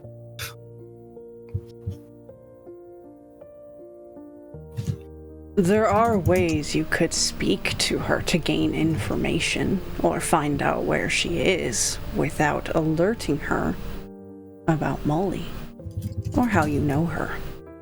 And she may prove that she wants to leave her situation. But you have speculated certain things that are fairly accurate in her current state. Okay. Zombie girlfriends. Kind of cute. There is an ally, another ancestor, that may prove useful for you in your search for answers. Seek the golden dragon. Like your baby? Or like a cousin of mine? He doesn't say much more, just gives you an amused look, like he's not going to give too much away. Or can't, one way or the other. You're sassy, yes. Okay. Well, thank you so much. Just so you know, I did try to speak to Continuum. Yes. It did not. I'm pretty sure it was the little shit that we're going to murder. Because of that, you know to watch what answers you receive. Even from me. Well, except by this tree. Okay. I assume I won't see you unless I'm by this tree, correct? Yes, unfortunately. Listen, if my fucking 5th level spell starts not working, I will quit the mission and start over. Oh, that's okay, Grandma. I know things are bad. Okay, can I hug you? Are you made of clouds? You're like a spirit. He'll scoop you up into a hug, and even though he's kind of cloudy, you do feel some substance to him. And his wings also bend around. Incredible. Oh, what's going on? Kenny is breaking down boxes. You are not muted, man. Me? Yeah. Yes. This guy? So crunchy. We're having a tender moment of dragon hugs here. That's what it sounds like. It's like the scales rubbing up against each other. Yeah, it's beautiful. Thanks for the Foley. Awesome. Cool. Yeah, I fade out of my little vision and I share. Yeah. Okay, so it's not your mom. I'm thinking maybe your brother, because he would maybe be recruited. Yeah. I don't know. And probably not smart to send to Opal, at least if we are like being honest and mentioning you. I don't know how else we could. There was some indication that maybe she wants to escape, but I don't know how to be like, girl, I'm a zombie too. Let's get you out of there. I don't know. Yeah, I'm not sure. Maybe there's some kind of constraints on the spell where she maybe has to just act a certain way, God, or can't say certain things. But I don't know a lot about that. Now, I mean, I guess there's always the possibility of maybe knowingly pushing it, so that way she has to tell Glizzy or something and we feed her false information, but that seems hard to do, hard to pull off correctly. Yes, I think a thought for later, maybe, if we get some more info. Oh my god, also, okay, there is an ancient gold dragon. We need to find it. It will help. I'm related to it. I have an aunt. Well, that's cool. Do you know in what way it will help? What did I say?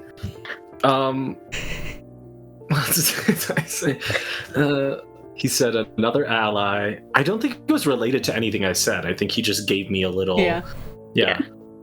I don't know. He just was like, yo, I'm dead, but there's another one. You have lots of family. Go find them. I mean, how could a dragon not help, you know? And the gold ones are the good ones, I think. Well, I mean, I think we need as many allies as we can get right now, so it might be worth it to take a detour. Do you know where to find this? I mean, can I make a history check, actually? I'm an expert historian. Have I heard tell of, love it. Yeah. Can Molly give me a help action? Sure. Yeah. Little quick point of order, too. In my world, chromatic aren't innately evil. Yes, I do remember that. I like it. I don't like it being so black and white. Yeah. I know, I agree. I feel like some of the colors have tendencies, you know, like reds I feel like are the most common, so they're the usual very standard dragon's horde in a cave, you know, threaten the village kind of like vibe, but it's not like there can they're be more like good... mysterious. Yeah. Yeah.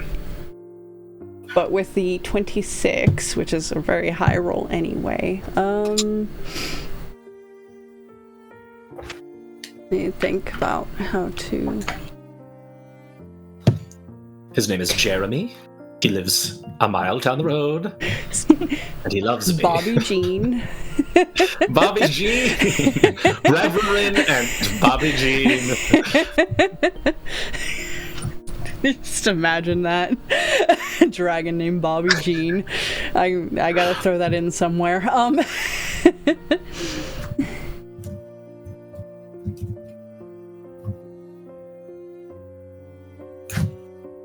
You don't necessarily know of, like, specifically a golden dragon that's out living its life. You know, like, especially the gold ones, and especially because gold ones, too, they tend to, actually, honestly, live human lives a lot of the time, too, because they just find people good and fascinating. You know, it's like, it's hard to be like, oh, there's the ancient golden dragon, because it's more than likely not in its dragon form. But yeah, I'd say, like,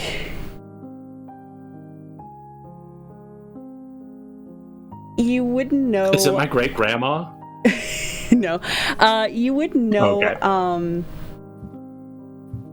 I think with the 26, and this might not be the most helpful, but you do know there is, like, a small sort of kingdom that's named their little settlements after ancient dragons, and one of them is named after a golden dragon. And they're supposedly descendants of this golden dragon. What is this kingdom? Kingdom of pulling up notes because I forgot the name.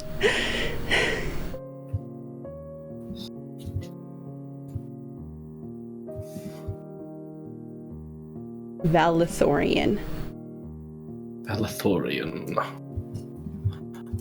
Is that where is she on the map?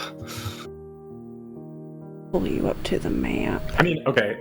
Also, I did the math. Windwalk gets us 2,400 miles in a day. So, distance is actually less of a concern. So kind of here between the geysers and Lancaster. Hell yeah. Love it. Actually, it's just right over there. Yeah. Okay, amazing. Okay, yeah, Molly, so actually, I don't know a specific dragon, but there is like a little dragon-obsessed kingdom with a place named after a gold dragon. And wouldn't you know, it's right next door to Lancaster. So, if possible, maybe we hit up there. Alright. That makes sense to me. Adding it to the list.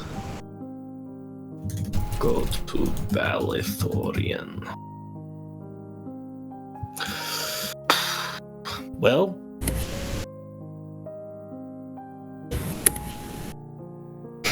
what should we do? I mean, it doesn't take us long to, with your spell at least, to get places like that. If you want to go there next, I don't have a problem with it. I mean, it might be nice if, this ally is there to kind of know what our strength is sooner rather than later. That's a good point. Also, yes. Amber did offer to teleport you to any place that Willow's been. So even though you can go super far with Windwalk, she could get you outside. Geysers. Yeah, like she could get you by the geysers, and then you could Windwalk very easily over the geysers, or just travel. Yeah. Because you know. Yeah. Same to Windwalk. Close enough. Yeah. Cool. That sounds good. Hey, community of little druid people. Anybody want to join us? Anybody feeling a lust for 11th level play? No, we're good with our our shepherd and the unicorns and the Gayatri tending to the grove. Okay.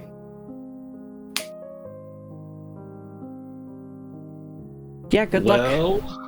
I wish I could come, guys, but if you guys need any help, just let me know and I'll see what I can do.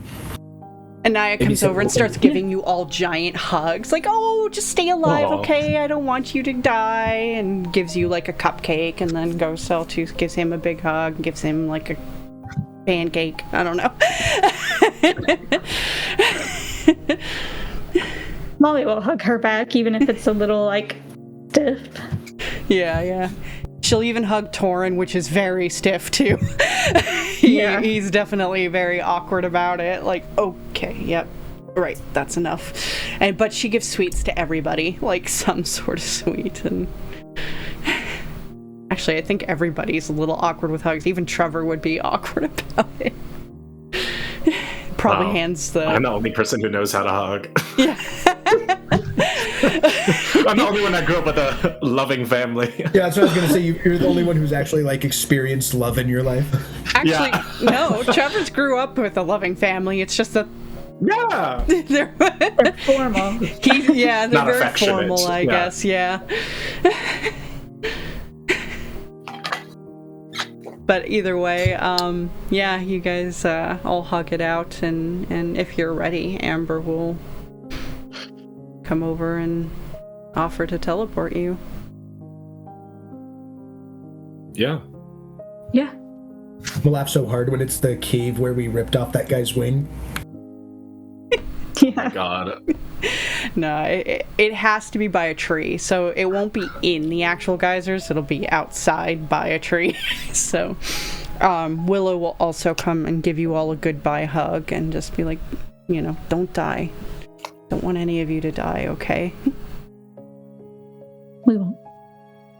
Take care of Lord Zasu. I will. And then Amber just confirms, are you all ready?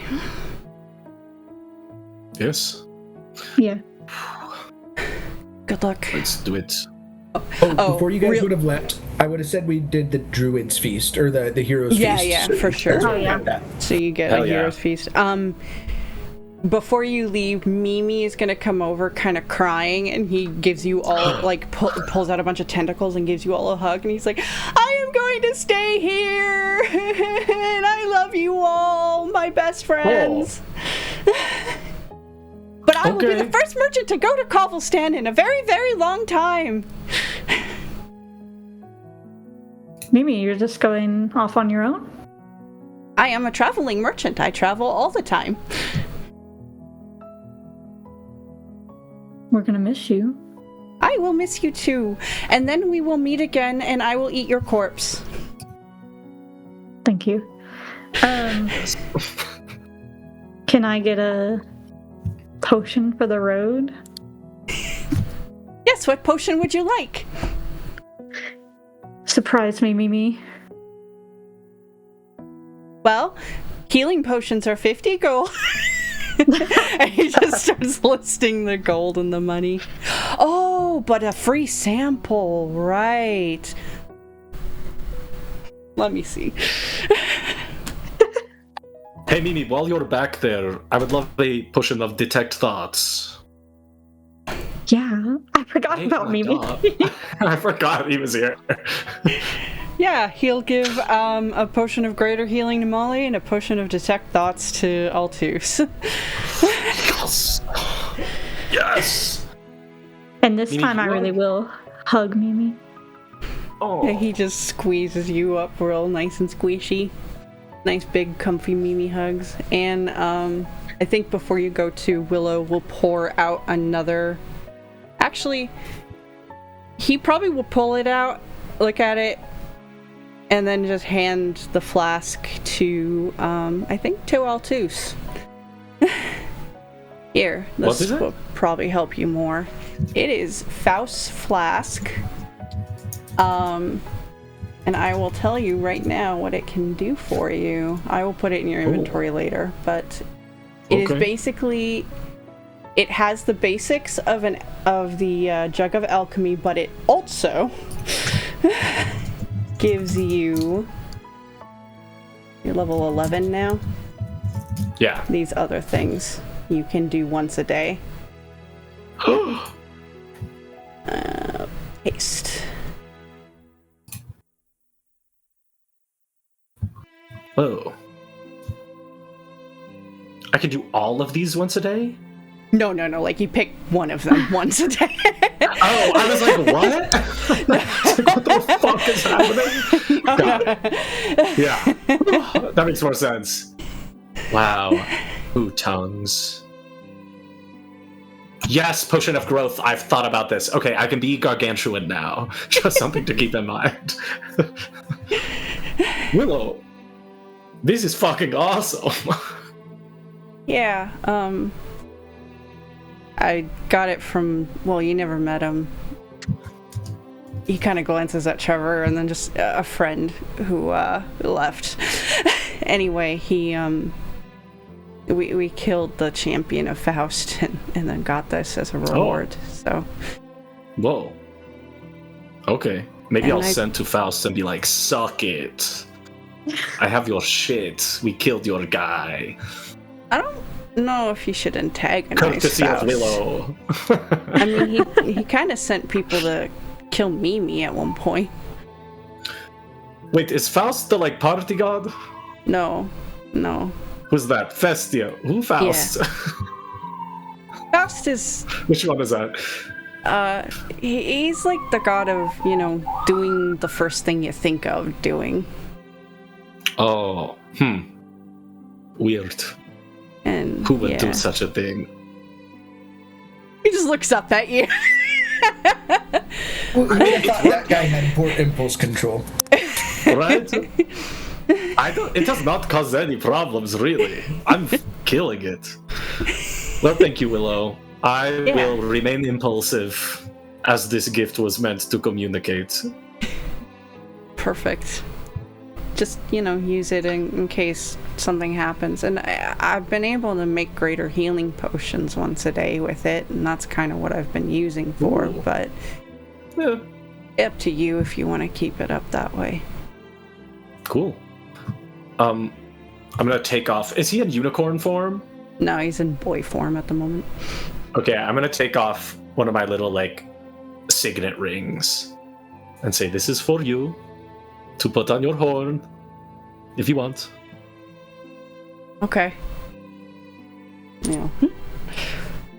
If you ever need to come to Port Arbis and you are alone, that is my family insignia. No one will bother you. They will know that you are a great ally to the city.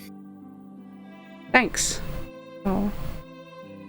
I don't know if I'll ever have to go back, but I appreciate it. At least maybe to visit, say hi every now and then. Totally. And, all right, fist bump. Keep Molly alive, okay? That's my plan. Okay, into the tree. Amber. Just, tree stride or whatever it's called, the walk through trees spell. Yeah. And you guys... Transport via plants. That's the one. Yeah. The one I was too lazy to look up, and you guys appear outside some kind of decrepit-looking tree, because they don't really thrive too well right next to the geysers. Right about there. There. Well, this brings back memories. Latus, I think this was the first thing you ever joined us for. Did we kill those people to interrogate them about the depraved thrill before or after this? I think that was before, because I think that's how we learned to come out here. This was the second murder that I witnessed in this crew. Oh, just over there is the rock where Aurelio brought the poor innocent owl in to be eaten. Oh, no. But then we saved a baby from a demon. So, or I guess to be fair, I did that. But he was a guy. Yes. I make a little minor illusion of Aurelio sitting on the rock, like Force Ghost, just watching us. Yeah. Does it do that little wave too? Yeah. The little Aurelio wave. Of course. Does Molly feel haunted yet? Yes. Oh, I forgot that happened. Oh, that's funny. Wow. I think Trevor would be like, that's not disturbing. Yeah, my bad. Sorry, I thought it would be sort of heartwarming and funny. Maybe should we just walk to this Valathorian? Let's whatever walk. It was. Yeah. Okay. Valathorian, yes. Cool, we go.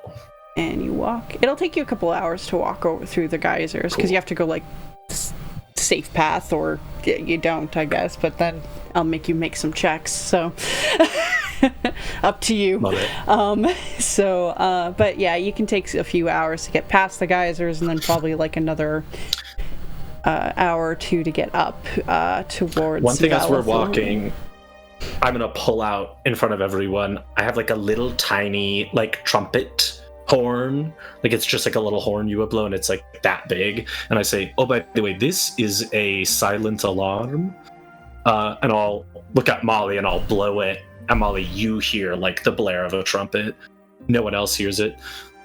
This, it makes no noise except for one person I pick within 600 feet. So just so you know, if you ever hear that note, I guess I'll do it on Trevor, because it has 3 charges, so I'll do it on Trevor and on Torin. Just be like, Sure. Okay, that is my FYI. Cool. Alright. And as you guys start approaching this area, I'm gonna... Because we have it. I didn't make a page for it. Hold on. Because I didn't expect you guys to go here suddenly. But that's okay. I kind of just threw out there the dragon's like, hey, you know what? And then, so that shit happens. We had a lot of options. Yep. There we go. Nice little map of the area. You guys see it, right? Yeah. Cute, yeah. Yeah. Okay. Dragon Lake. They got real. Yeah. Love it. Ooh. So there's... The River of Gold. I think it's this road that goes to Port Arbus. Somebody didn't... Yeah, it would be that road that comes up with the geysers. Yeah, then- this one here. Yeah. Like this one up here would go to Oh, Arbus. this one? Yeah, okay. So yeah, you guys are coming along this road, and you eventually, you just take some time, you stop by this little town, find out it's Okes, and the people there will easily kind of like point you to, the direction to get to Valathorian, so... As soon as we are, like, in this kingdom, I'm just gonna take off my shirt so that my dragon markings are visible, just to see if anyone reacts or comments on them or whatever. Yeah, I think they definitely would eye that for sure. Like, it's not like they are like, oh, the chosen one has arrived. Right, no. Yeah. Or anything This is like my kingdom now. Yeah. but no, I think you do definitely get some looks around that area, and they seem to have some friendliness towards you for it, but they don't... I think you could tell a couple people seem more interested than others. Others are just kind of like, I want to get back to my job and my daily life, you like, go on, people, down this road. But a couple Could are I just, grab... This is a little bit metagaming, but I don't know if we know up here in the top right that I did notice. So I just, anyone who seems mildly interested, just say, I'm looking for anyone who knows anything about the name Brevrorin.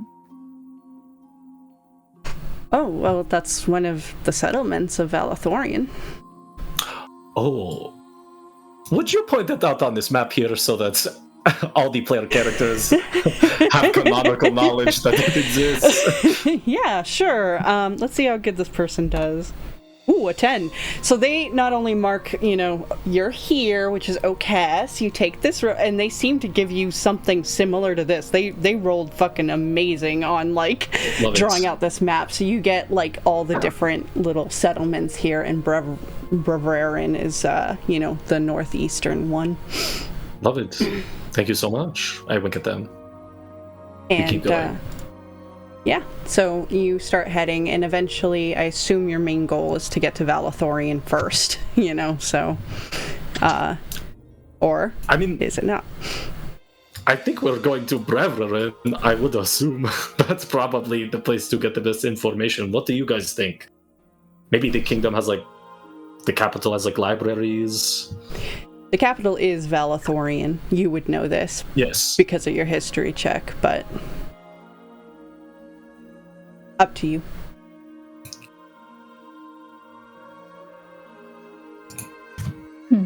I floated to the group as well. I mean, I feel like we'll go to Valathorian and then they'll be like, yeah, go to Brevrarin.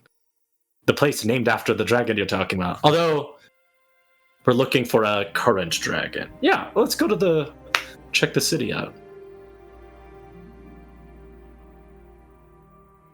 Okay, so which one? Oh, sorry. I think we're going to the capital. Okay. Yeah, the Valkyrie. I got you. Mostly I just need to know where to... Yeah, okay.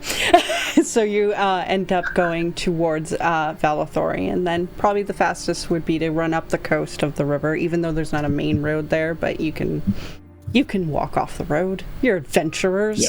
Yeah. And as you get up to the like main gates of Valathorian, actually I'm gonna ask Canyon, what does it look like when they approach the city? Yeah, so I'd say on your way up, you'd be seeing like the forest on one side and then the river of gold kind of on your other side. And so it's almost got like that kind of golden yellow look as the sun catches off of the river. Once you get a little bit closer to the city, you would see this kind of walled city and tower out in the distance. But walking up, you would see probably a lot of like honey, like beehives, lots of like fields, like rolling hills and like fields of oat, rye, wheat. Depending on where you're looking, you might even see like orchards out in the distance. I would say that you also have seen signs of like recent strife, so probably like fires or like charred areas of land. Maybe even like broken down wagons with like arrows still stuck in them and like not body parts but like blood stains kind of off to the side of like where you're seeing like these wagons on the side of the road. But once you get like up to a walled city, it's not like there's a gate down or anything, and you kind of walk into a bustling marketplace with kind of the biggest draw probably being like the tavern that's there. And I think this might kind of, Sarah, correct me if I'm wrong, but maybe ring a bell for Altus just a little bit. Just with maybe his partying history, he might have heard of like a special kind of mead that might have come out of this area with like a golden dragon on the label. Yeah. I think as you enter and seeing the beehives and the tavern and everything, and I feel like that golden dragon motif might be visible on some bottles around or even on the tavern itself, and that's like when Altus it dawns on you. I will say also, as you guys were walking up through Okes, there was a point where Torin pulled his hood up and seemed to pull it down pretty far and is kind of just trying to be in the background. And I think as you guys enter, this is probably about the time that Rix would be leaving on, I would imagine, horseback down the main road, and you see a golden dragonborn. And would you like to describe your character as well? Yeah, so I would say that you see him kind of richly dressed. So he's got like this red, almost silk robe with like cloth of gold thread that kind of runs through like the trim. He stands pretty tall, about 6'3", slender though. He's got a golden dragonborn, so he's definitely got like those really shiny golden scales. Maybe he even polishes them every day. You don't know. But definitely has that kind of like reptilian, almost like bearded dragon like face with like the different like little horns and points and spikes running down his back, and he does have like a tail as well. Yeah, that's probably what you'd pick up at a glance. You might see him wearing like some fancy jewelry as well, but nothing that really catches the eye too much. And yeah, nothing catches the eye. Just a golden dragon in a red silk robe. We obviously don't have the artwork for him yet, so please don't mind the AI temporarily art. But we will get, my friend is working on his artwork later. And I think I would, I don't know if you'd want a perception check on this, but I think I might be leaving the town, but maybe turning back around just real quick to... Yeah, you definitely, I mean, Altus definitely stands out as this big, blue, tall dude with fucking golden dragon tattoo. Yeah. Like I think I clock him as well. Yeah. Unless there's a lot of other dragonborn around. I'd imagine there's a few, but not a lot like him, and especially not a lot like right now, currently riding high on a horse, leaving heading towards the gates. Yes. I think I turn and look at you just as you turn and look at me. Can I actually still roll that perception, Sarah? Yeah, go for it. Oh, please. Oh, I imagine I know what for. I think you probably do. Yeah.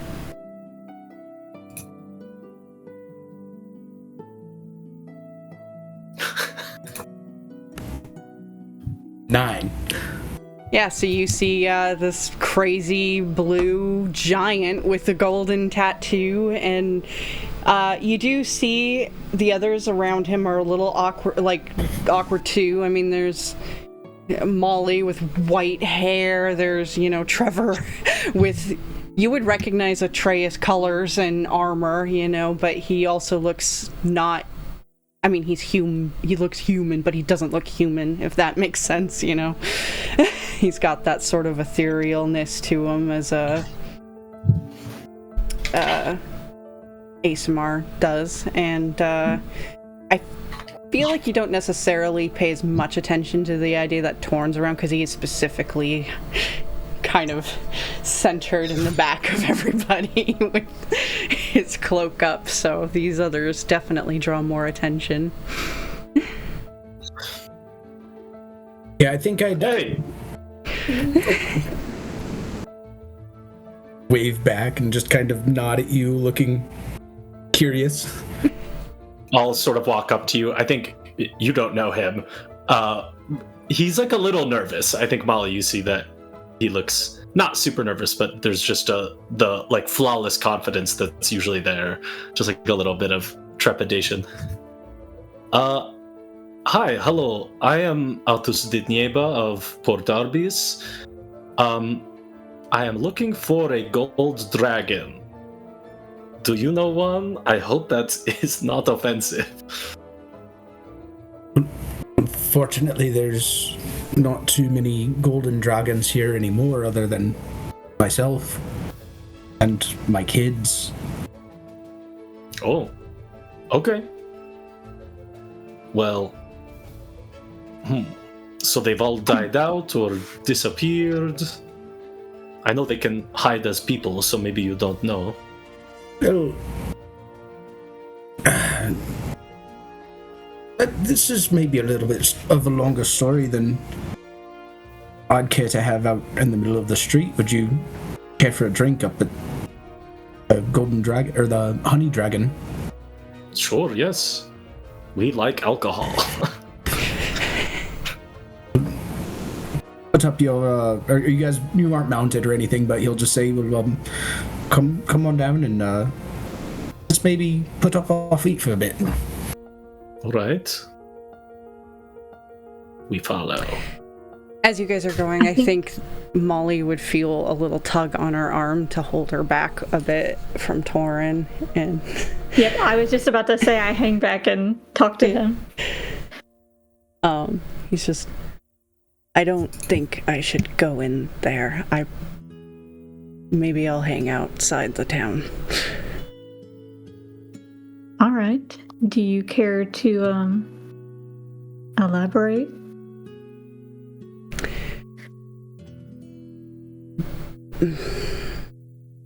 Before I left to work to steal that artifact, I kind of did some things to fuck up this land, so...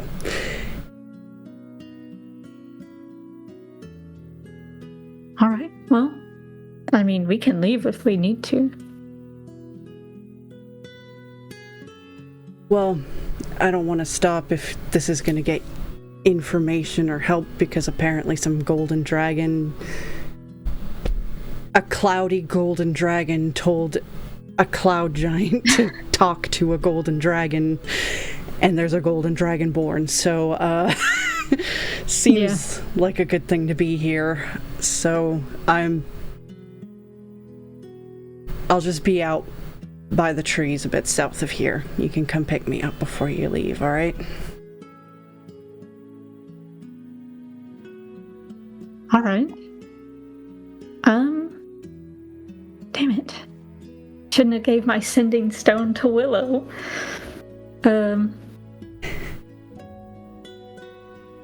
Yeah, that sounds good. All right. And he backs off to leave. I think also, Altus, as you're walking in, you suddenly hear, Master, I miss you. I hope you are doing okay and are alive. I thought he was here. I was like, what the fuck? Oh, words also, I am very alive. But it has been a trepidatious journey. We have fought several dragons, and I am in the horde of a golden one right now. Oh, no. Stay safe. Shall I come save you, Master? I will kill the dragon for you. No, it's okay. Victory will be ours. The gold ones are the shitty ones. Yeah. I miss you, Master. I am thinking of you.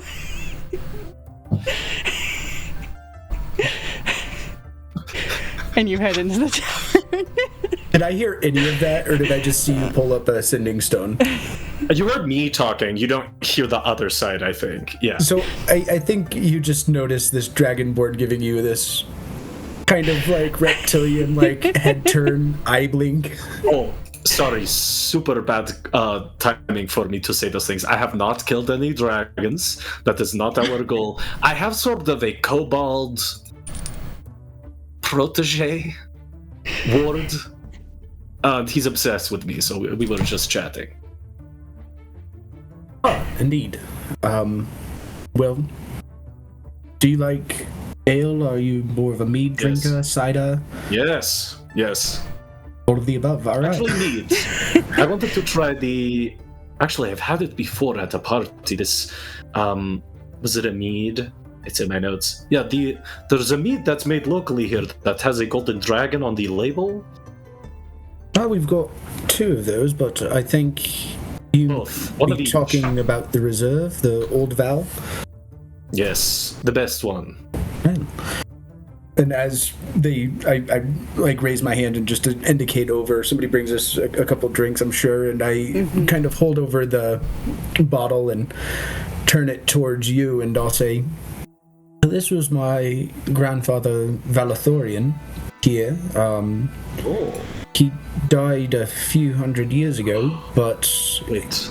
Oh my god, we are related. Could be. You're a little taller than most of my cousins. Right, and I'm also not a dragon. My grandpa's Brevroren, and he told me I would come here and find someone, a gold dragon I was related to. I assumed it was like a dragon, but those don't exist here. And you said you are also directly descended from a dragon. They must have been like brothers, maybe? I don't know. Unfortunately, his name, Brevrerin, has kind of fallen into legend here. My grandfather, when he defeated a black dragon and kind of took over this area with his wife, he named our various cities after some of his dragon kin. So it's very likely that we could be related. Yes, I think we are. Brevroren is super real. I talked to him twice today. He's definitely dead. But, like, he talked to me, dude. Normally I talk to the clouds, and then we were sitting at the base of Gaia's tree, where it was, like, earth magic. And then I talk to the clouds there, and a fucking dragon appeared and was like, you're my grandson? Which is crazy. It's fascinating. What's your name, by the way? Oh, my name. I'm Altus. My name is Rix. It's nice to meet you, and I'll shake your hand. Nice to meet you. Really, really strong grip. I don't have as strong of a grip. I think you'd notice. Yeah. Okay, so your ancestor came here with, was it another gold dragon, his wife? No, she was actually an elf. Oh. Is that... I guess that's how these things happen, but like, is that okay? I mean, you tell me. I don't really know. I guess it's fine. They can disguise themselves as humans. Go over and ask her if you'd like to. She has outlived my grandfather. Oh, true. So... Oh my god, I ate a fruit today that gave me elf life. So I'm also going to live 1,000 years. She lives just the next town over in Gearsis. Okay. So Molly's definitely walked in by now, by the way, if you were wondering. Trevor is with us too, right? Oh, yes, and Trevor. So I would have introduced myself to Trevor as well. Golly gee, you're a dragon too?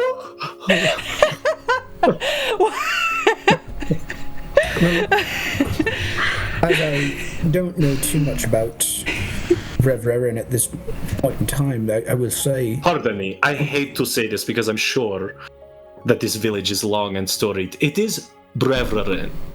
I spoke to him today. That is how he said his name. Everyone says my name wrong. Trevor is sitting there. Molly is walking up to the table. Everyone I'm traveling with says my name wrong. I introduce myself with my full name every time we meet a new person, so I simply must insist that you call my grandpa dragon by his correct name. I'll do my best. No, our town here is Brevrerin. Sure, that's the town, not the guy, you know? I think Molly's kind of sliding in to sit next to Trevor at this point. Trevor's like, we've been saying your name wrong? Yes. You know, I've thought about bringing it up, but we've always had more important things going on. But my name is not Altus. I don't know why you all say it like that. It is Altus. The emphasis is on the first syllable. There is no tu in my name, okay? It might be the accent. Listen, you can say my name right or you can say it wrong. That is up to you. I'll just call you Al. No, I'm just kidding. Oh boy. Are you like a noble here? Or something? Rich boy? I like your clothes.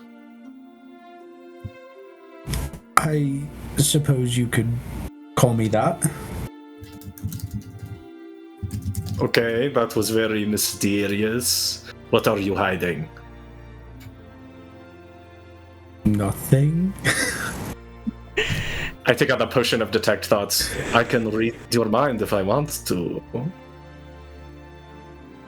Fair, but does that seem like your best introduction to maybe somebody who's nobility in a new land?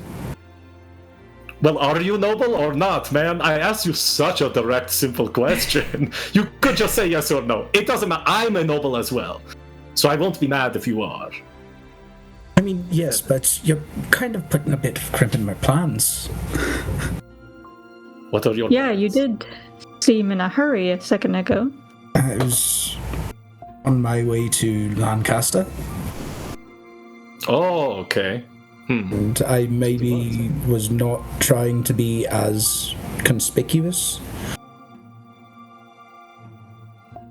Sneaking into Lancaster. So we have a... He just goes silent as he doesn't want to reveal too much yet. But I'm from Lancaster if you need any guidance on the layout of the city.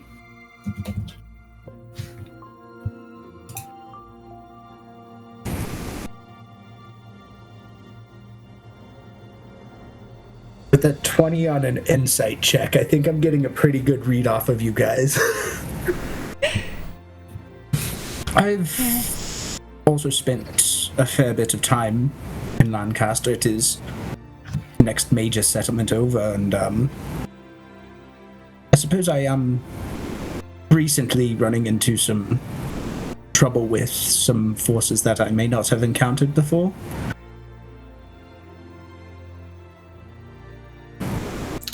And who might that be? Like, look around and then probably message into your head, Altus, since we're talking, and I say the depraved thrill. I look at Molly and just like, we knew what he was going to say. Interesting. We also have that shared history.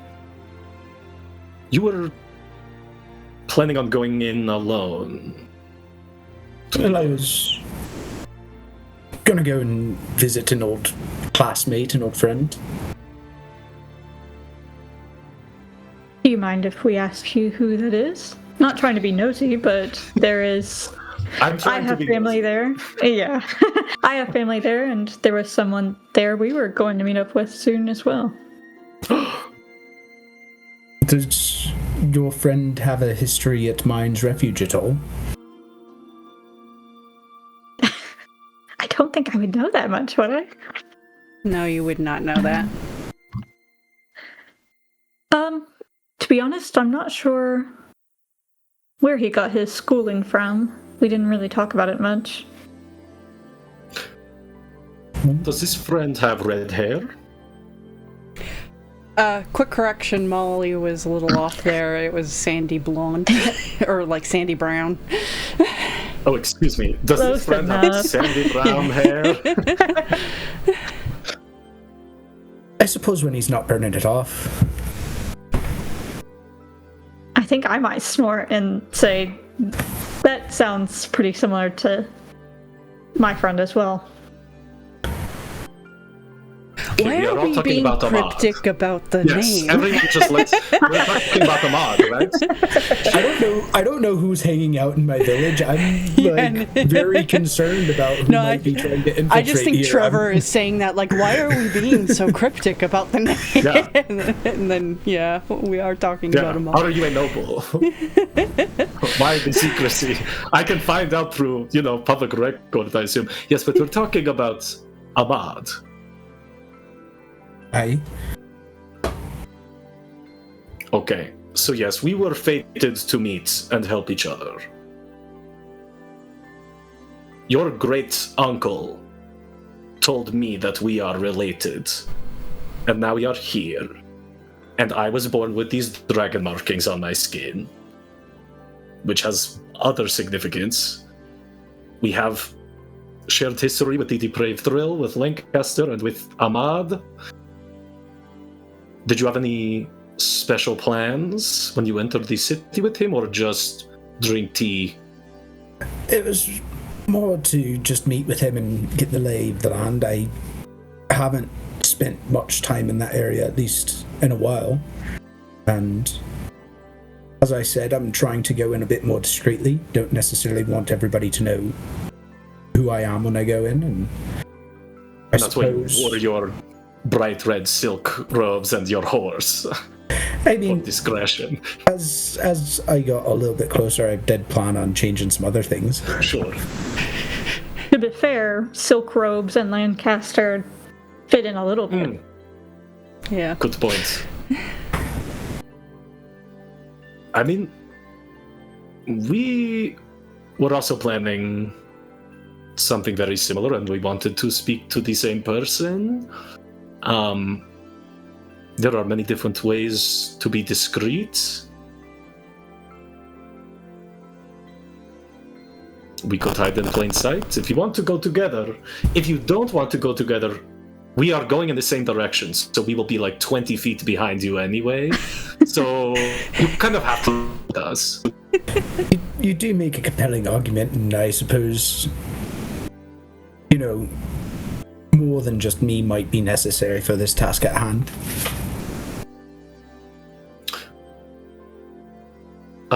I'll lean forward. Is this a safe place to talk about sensitive things? I'm looking around the tavern probably and seeing just people I have known forever in here, I'm assuming, and I think that they have enough. Like I don't think I would have been talking about this with you. I would have recommended somewhere else if I had that concern. And I think if you're looking over at probably the dwarven bartender, they look a little on the tougher side. So if anything did pop off with others, He's Love probably like, as all tavern barkeeps are, cleaning a glass. That's all they do for forever. Yeah, but he's all kind of the like, time. eyeing Rick's like, I got you if you need help, as he's eyeing these strangers in the bar, sort of like. So if you don't mind me asking, you said you'd run into some trouble recently with the DTG, as we call it. What kind of trouble? Well, I don't know which way you've traveled in, but we've had several of our crops get burned and our orchards burned out, and we do have a gold mine to the south in Oakes, and there has been some trouble with the gold shipments, and just generally our area, I would say, has been harassed by an outside enemy. I don't know what kind of check this would be, but does this sound like normal behavior? Like, I feel like the gold mine thing, yeah, probably, but like burning crops and stuff seems maybe more extreme than I'm used to. Yeah, roll a history. All right. I'll say with advantage because of being a part of the gang. All right. And I wink at you and give you Bardic. Great. Is that a D10? D10. All right, I need it. So that's 13. All right. With a 13, yeah, I mean, you can put together the gold mine, obviously. Why wouldn't a gang of misfits steal gold, right? The other stuff, it does feel a little off, but it's not jobs you've done in the past. I'd say the best bet you've got is the fact that Torrin said he literally had to harass this land before. So, at most you could ask him, like, why or where that came from. Alright. But it doesn't sound like something you are familiar with otherwise. Minus gold mines. You've been on jobs like that. Steal really important, valuable things. I think Molly would just look at Rix and just say, how long has that been going on for? Has that been a while now? About 5-6 years, yeah. I unfortunately had to spend a little bit of time away after my father passed.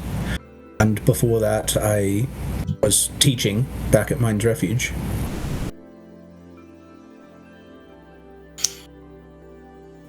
What did you teach? Elementalism, magical theory. These tactics do sound strange to me. I mean, it sounds like what you do before you besiege somewhere. You want to cut off their supply lines and starve the people out, but then if they've been doing it for 6 years, it's like they're doing the beginning of a war, but then nothing is going past that. So, before a lot of this started happening in my land, I did have a friendly competitor that lived not too far from here, and they had their lands taken over and they were pushed out and ultimately killed. So, I've seen similar tactics before, but unfortunately, nobody really stepped in to help them, and now it seems nobody was really stepping in to help us. Was there anything that preceded these attacks at all? Like, hey, give us whatever, or else we're going to burn all your crops. Anything like that? Not much for me, but my father did disappear on an excursion that I never really got a full explanation on because I was unable to find him. He took... I'm starting to trust you guys now, and I feel like with my insight check from earlier, I'm like maybe willing to open up a little bit more than I would if I didn't get a 20 on that. But I think I'd say he disappeared with a family heirloom. I was able to recover that, but the law, I guess, in our family is that without this heirloom, our lands will run into trouble, and even after this has been restored, we're still running into the trouble. So I've been working on that, but still I haven't been able to unlock its secrets. What was the heirloom? It was a piece of my grandfather. Oh, a scale? Or a tooth? More like a heart. A heart? Sick. Rad. Interesting. Very poetic.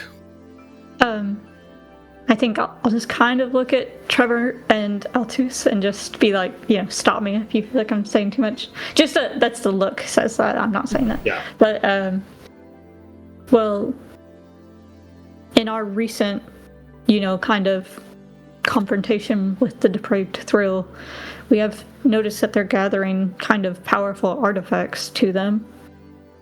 So perhaps this is one of the ones they were wanting.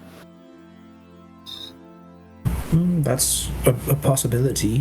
My father could have gone where he did to hide it, but I'm not sure. Like I said, I'm still trying to uncover its secrets. Oh, real quick. Rick said he did recover the heirloom. I do have it, okay. Yeah. Let's clarify, yeah. Okay. This might not matter. This dragon heart, is it said that it will keep the land from trouble? Is it about fertility?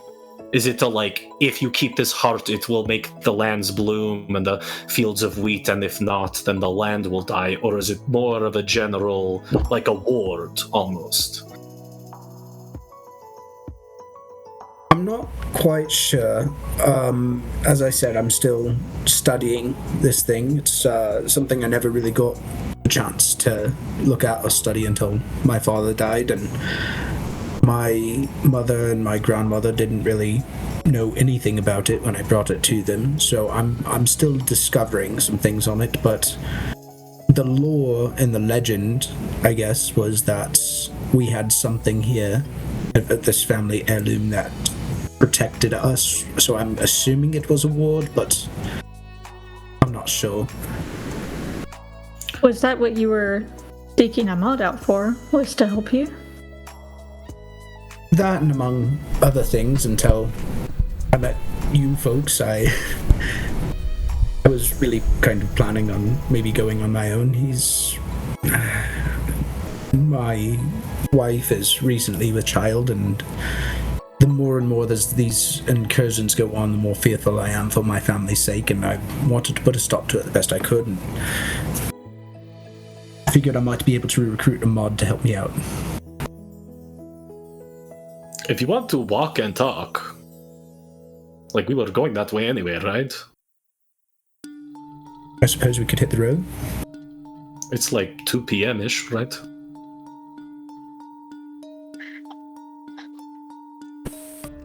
I would assume around there. I personally might need to do a little shopping.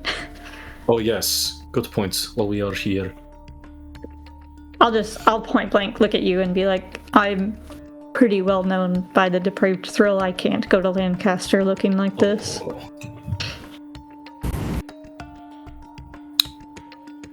How much do we think we need to, mostly your face, we need to change? I think what would stand out the most is my hair. I think the Berkshires are kind of known for that look. No. Molly, we have to cut your hair. Or dye it. We can... Okay. I don't know. We can do that. Okay, wait, one quick question before we do a makeover montage. Riggs, have you has there been any sign of necromancy? Either in the lands, in any people who have been killed in the depraved thrill? Would you want an Arcana check for that, Sarah? No, I'll give it to you. There hasn't really been anything like that. Not that I've seen here. Okay. And you worked at, what was the name of the school? The Mines Reserve? Mines Refuge. Okay, the Mines Refuge. That is in Lancaster? No, there's Is it? a bit of a rivalry, you might say. But I did go to Mines Refuge and graduated from there and decided to teach thereafter. But, you know, Mines Refuge and Freedom, I think, have a little bit of a different perspective on things than Lancaster does. Sure. Okay, well, maybe you know him anyway. Oh, I feel like scared to say his name. Well, It's like Voldemort. Yeah, right? yes, literally. I'm shall like, not be named. he's gonna hear me. I just lean in and say, like, a little under my breath, do you know the name Glazier? Would I have heard that name? I don't think so. No. Yeah. He's not like a famous wizard? Or he's like a shadowy overlord, I guess. Yeah. I'll be real with you, and unfortunately, or fortunately, maybe most of the wizards and other sorcerers that I've met throughout my career have been more on the neutral to good side. I know that there are evil ones out there, but I haven't come across them. There's kind of one evil one. I'll make a minor illusion of him. And then, like, very quickly cover it. Super bad guy. He secretly, semi-secretly runs the Depraved Thrill gang. Really bad guy. Psycho wizard, necromancy murderer. Oh my god, wait. Hey Molly, don't look if you don't want to see what I saw happening to Opal. Alright. I look. Make a minor illusion of what I saw Glazier doing to Opal's body. Do you know what he's doing? Make an Arcana You're check a wizard, for I that. assume. I wink at you. Give you bardic inspiration. It would be so impressive if you knew what this was. We're cousins. You know, it's medieval times. With a 15... I think you can speculate that it...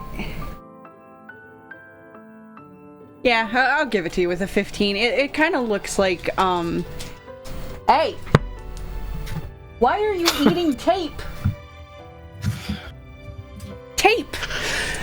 They good. It's because it's crunchy. Yeah. With a 15, it looks like he's kind of preparing to do, what you would assume is some kind of necromancy on her. Fascinating. And I think you'll see me start pulling out like this very long parchment, and it's just got like all of these, it's basically like the Charlie from Always Sunny with like the red dots connecting. Yeah. Pepe Sylvia. But it's my, you could say, investigation so far, where I've got kind of everything laid out and I'm just adding these new facts in there and just like, fascinating. We figured it was some kind of necromancy. But if you have any more information... I think it is likely, very likely, necromancy. Can you turn that image and, like, I have you try and, like, rotate it? Strange.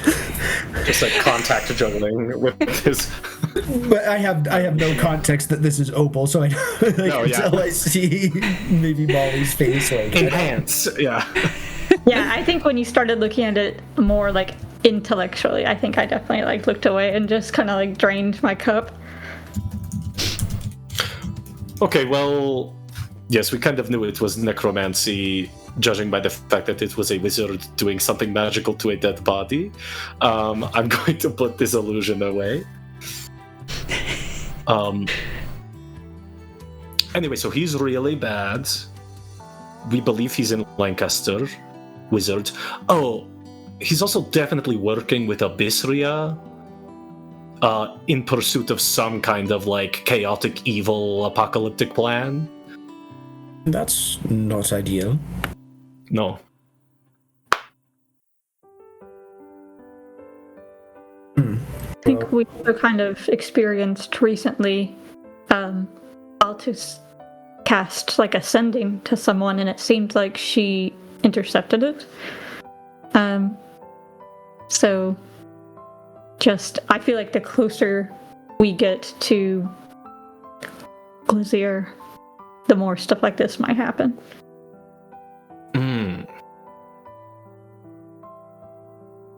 Could be an illusion of his or an illusion of the goddess of chaos.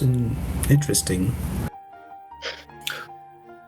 Oh, and also Brevroren told me that he could not see into Lancaster, and the gods don't seem to be able to either. Although I guess that was Abyssria saying that to me.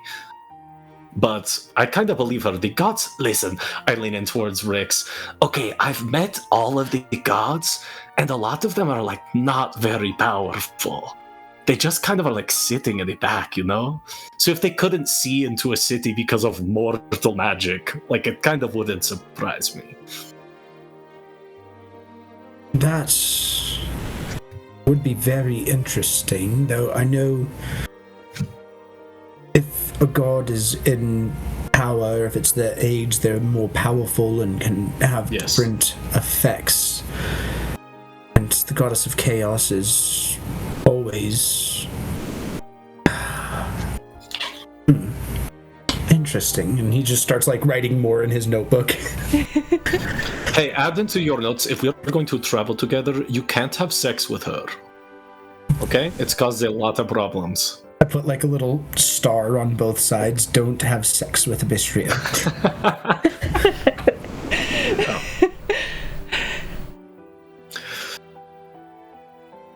Well... Oh, Torin is gone. Where did he go? Torin? I feel like I kind of like elbow you or like kick you under the table a little bit. Sorry, I mean Trina. Our good friend Trina. Make me a deception if you want that to be believable.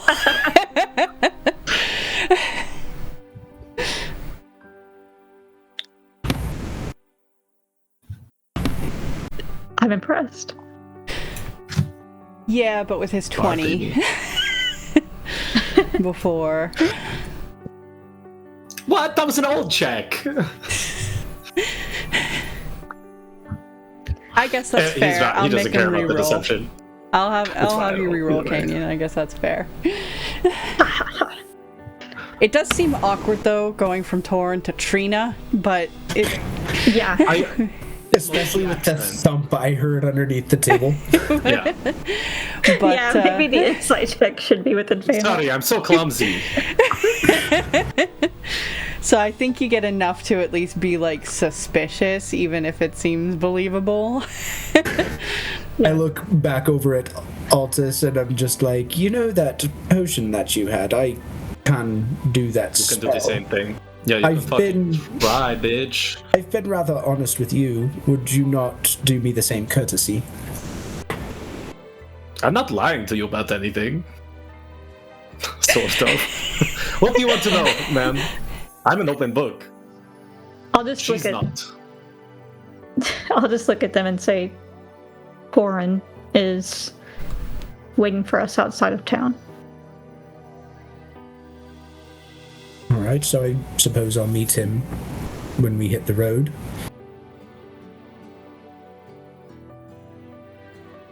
Yes, he doesn't talk much. He has been wronged by the Depraved Throw gang as well. I think a lot of people have.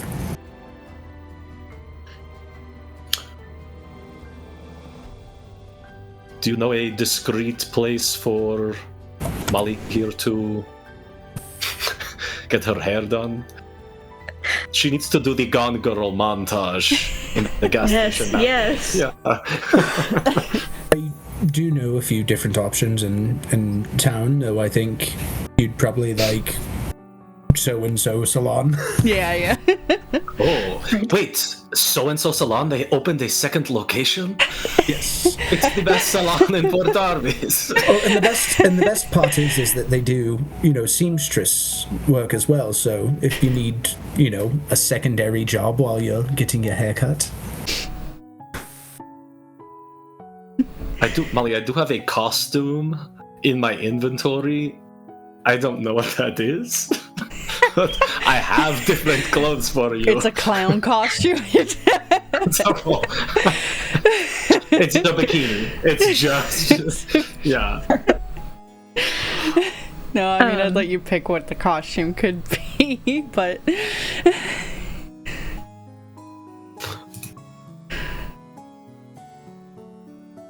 yeah. Alright. Well, I guess I need to... Alex, just like as we're leaving, real quick, what is the bartender's name? That's Torridin. Torridin? Torridin.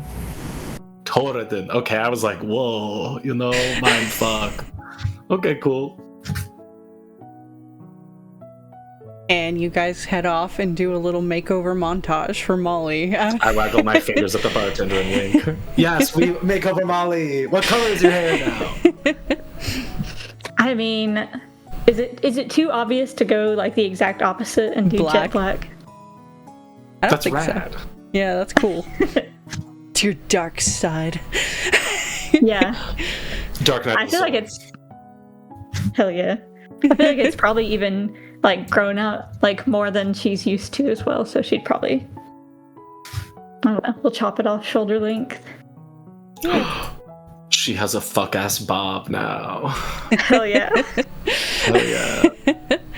My god, Molly, you look so good. The cost would be negligible. I don't know, like fucking 2 silver.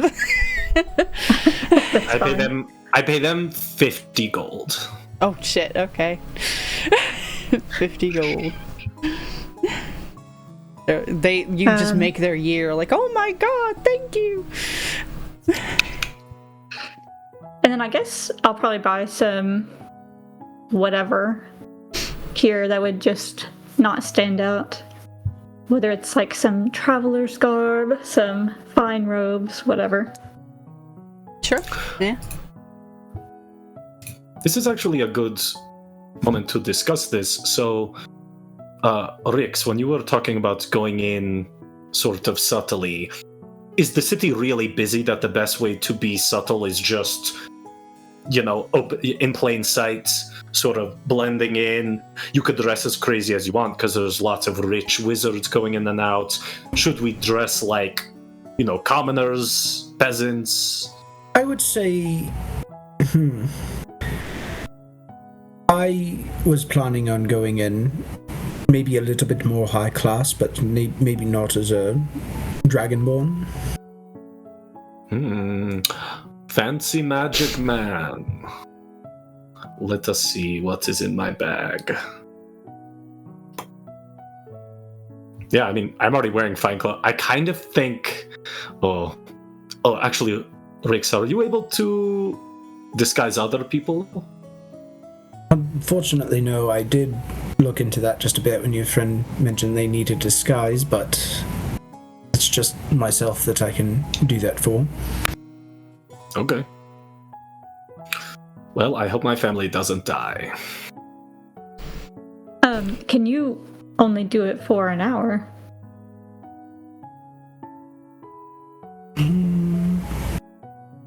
Yes. Disguise self We lasts also an have hour. disguise self. Yeah. But you could just do it over.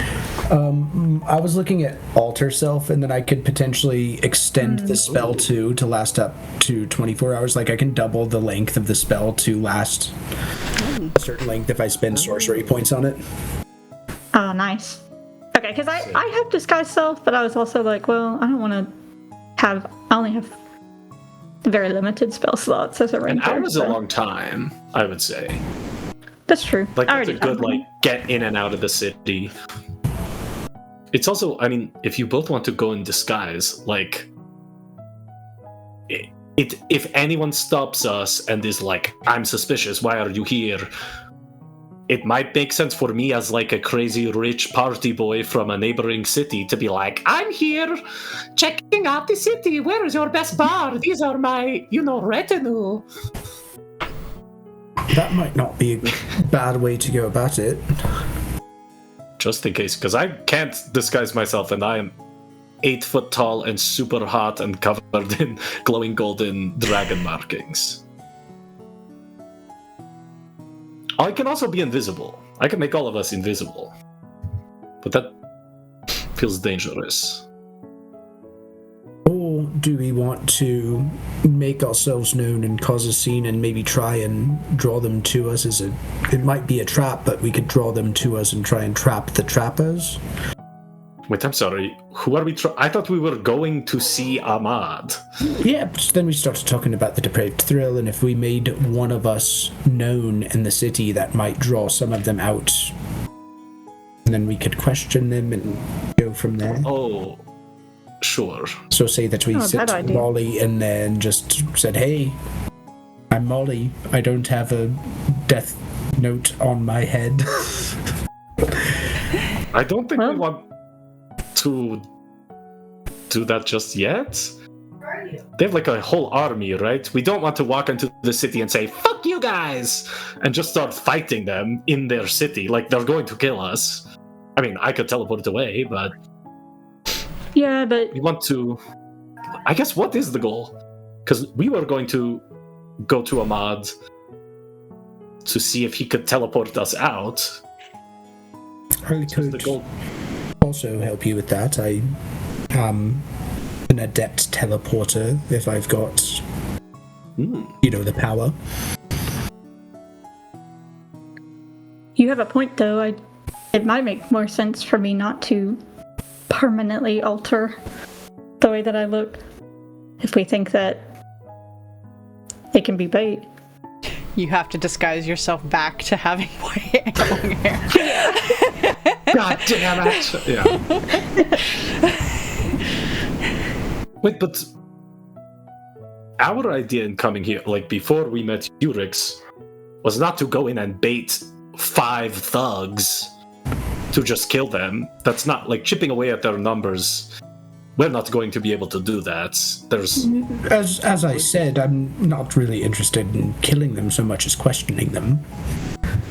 I think that could be worth it. I think we can do that without revealing Molly, and I kind of think once we reveal her, like, shit hits the fan. Like, that is like, go time. I can make people talk. I think Trevor would add... I think it's a good idea. But with that look to Molly, stop me if I'm saying too much, that Molly has a mark on her head with the DTG, so it might not be a good idea to reveal her. Yeah. Oh, yeah. Guess she doesn't know that. Yes, she is kill on sight. I'm sticking with the cunty bob. I'm leaving it. Hell yeah. Okay, so we go into the city. Rix, you know where to find Ahmad. I think I should be able to track him down. Okay. And we find somewhere private. I can make us privacy if we need.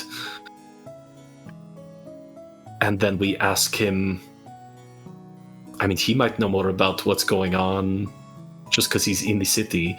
There is more than... No, we've not mentioned Opal at all. You showed him Opal, but you haven't... Yeah, but I didn't say, like, this woman is important. Yeah. Okay, so, Rix, there is a personal reason for us to go into the city that is also about taking down the Depraved Thrill Gang. And then there is the Abyssria working with Glazier of it. There's like that mystery to investigate in the city, and then there's sort of a rescue mission.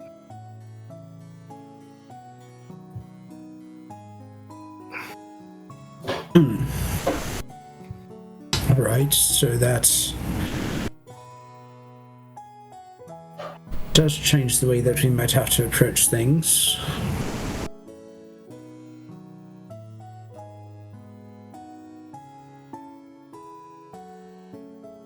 We could potentially at least get the lay of the land in the city and see what sort of sources we might be able to use for gaining information. Yes. Be it libraries, I might be able to use my professorship to talk with some of the other intelligentsia. There might be other rival gangs in the city that we could potentially recruit or work with. But I think going into the city and talking with somebody who's from there recently, because it sounds like, Molly, it's been a while for you. Maud's been there for a little bit. I've talked with him, but I don't know that he's been there long enough to get too much of a lay of the land, but he might be able to give us some potential contacts. Yeah. Yes, I think it is possible this is like our first excursion into the city, and there's like a go in, learn what we can, start networking, come back, see where we can strike, etc. Because we know it's going to be really like magically warded, so I don't think we could just go do our rescue mission and pop out. Although it will come to that eventually, I guess. Or it's possible, Rix, do you think that Ahmad would be willing, or do you know of a place that we could stay, you know, like overnight, or like for a couple days? I know that messes with your disguise time. Would I know of a spot? Like, I know I've got a teleportation circle set up there in Lancaster. Would I know of a spot? Like, is that a safe place that I could go into? So it is the publicly transportation one that they sort of allow wizards from out of the world to use. It is safe for Lancaster, because I mean they're not gonna have it not guarded, you know what I mean? So when you get there are going to be guards, and Lancaster guards are very magically inclined, so they you know, they're not going to be your typical city, like they're not your CR 1/2 guards. But yeah, like that's about all you would know about it, because you don't really frequent Lancaster very often.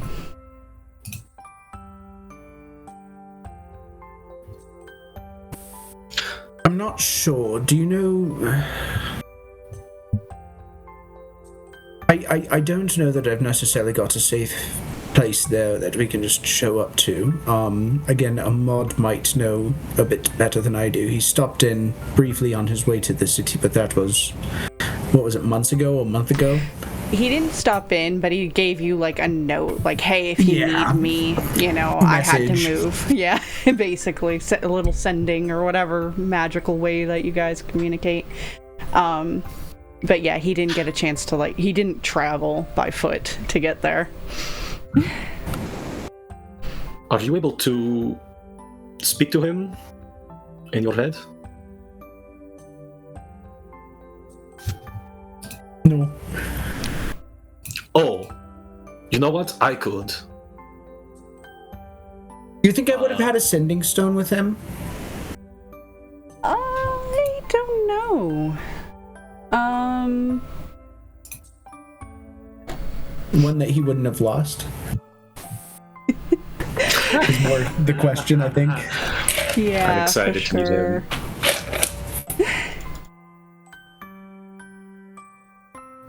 I feel like maybe you did, and then he probably did lose it when he was having his trouble, but he has the spell himself. So occasionally, every few months, he's, you guys check in with each other, and he's just, oh, hey, things have been busy, that kind of stuff. We should totally hang out sometime. Yeah, totally. And then you never do. Never do. Okay, I'm gonna say I can actually talk to him right now. Okay, I need both of you to think about him. And I'm going to chug the little detect thoughts potion. Read their minds. Okay, summon your most clear memory of him. I want to hear his voice, see his face. It tastes awful, by the way. You want to puke almost immediately. Jesus Christ. Your thoughts taste gross. Could I instead just use prestidigitation? Yeah, you could. And create that illusory image that can fit in my hand of him? I think I need more than just knowing what they look like. This spell requires you to be, quote, familiar with them, so it is not just about knowing what they look like. Unless I'm wrong. I'm happy to save this potion and be wrong, but my headcanon was always like, if you watch someone like walk in a crowd, that's sort of enough to be like, sort of like feeling their energy, rather than just like, here's a picture. That's hard to send to because you're like, I don't really know. But I don't know. Up to you, do. What's the deal, DM? I think especially because it's from Rix, who's his friend, who could capture a demeanor of a mod that others couldn't, So I feel like if it was just randomly, like if Molly tried, she doesn't really know a mod too well, but with Rix, like he definitely does. So I feel like there is an essence of who a mod is in that image. That would be enough to know. Awesome. So I'll let you save your potion. Love it. Okay, most important question, sort of on a scale of 1 to 10. Yeah. Like how good looking is he? Is he hottie? Oh, yeah, let me send the picture. He sounds chaotic. No, yes, not at all. He's not chaotic. He's a bit chaotic. Yeah, that's what I've gathered. Not chaotic as in, like, he's fucking Abyssria chaotic, He's more like clumsy chaotic. Love it. Okay. Cool. I just, as the person playing Altus, I'm like, he's seeing this person visually, so this is important to the way he'll interact with this person. Okay, cool. I cast Sending. All right. Hey there. My name is Altus. I'm sitting here with Molly Berkshire and Rix. Oh, hey. Yeah, how's Rix doing? And Molly. Molly's that white-haired girl, right? Correct. Yeah, she was cool. How's she doing? A little standoffish, still quiet? She's quite warm when she opens up, but maybe a little bit of a tough nut. But that's what I like about her. Rix is good. The wife is pregnant again.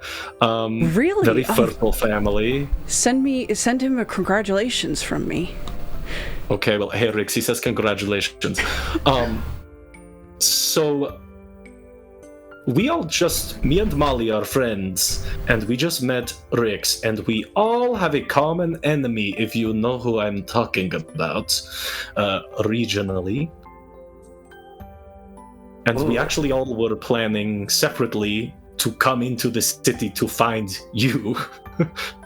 Because they all said that you're really cool and really powerful. And I just think you sound very interesting. But we are wondering if you would have a place for us to stay. A secure place. Maybe like overnight or for a couple nights.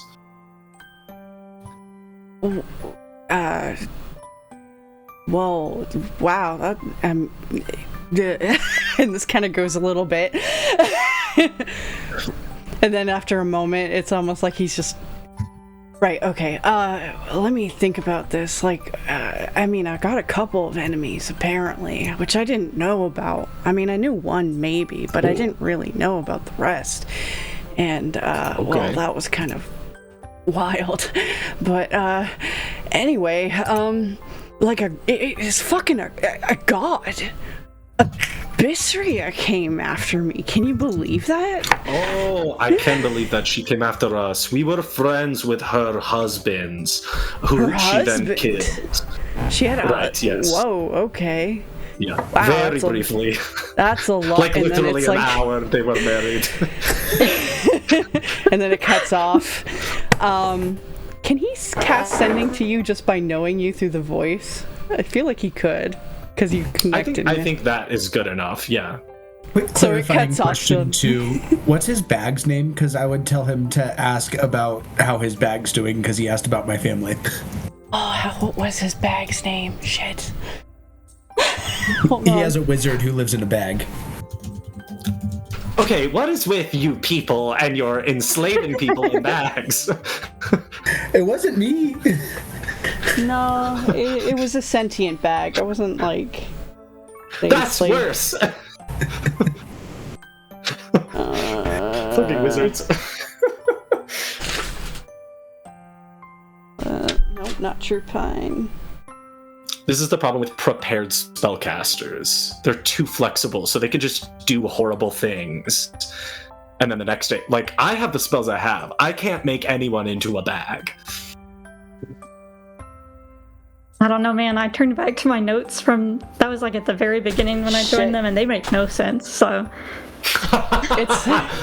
It's not in my handwritten shit. I have them on, but I don't have the bag.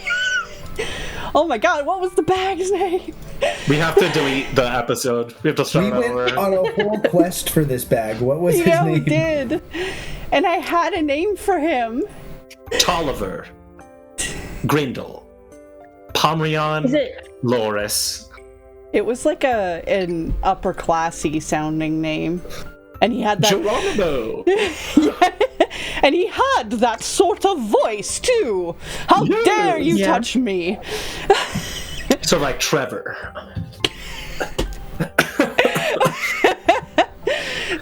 By Jove.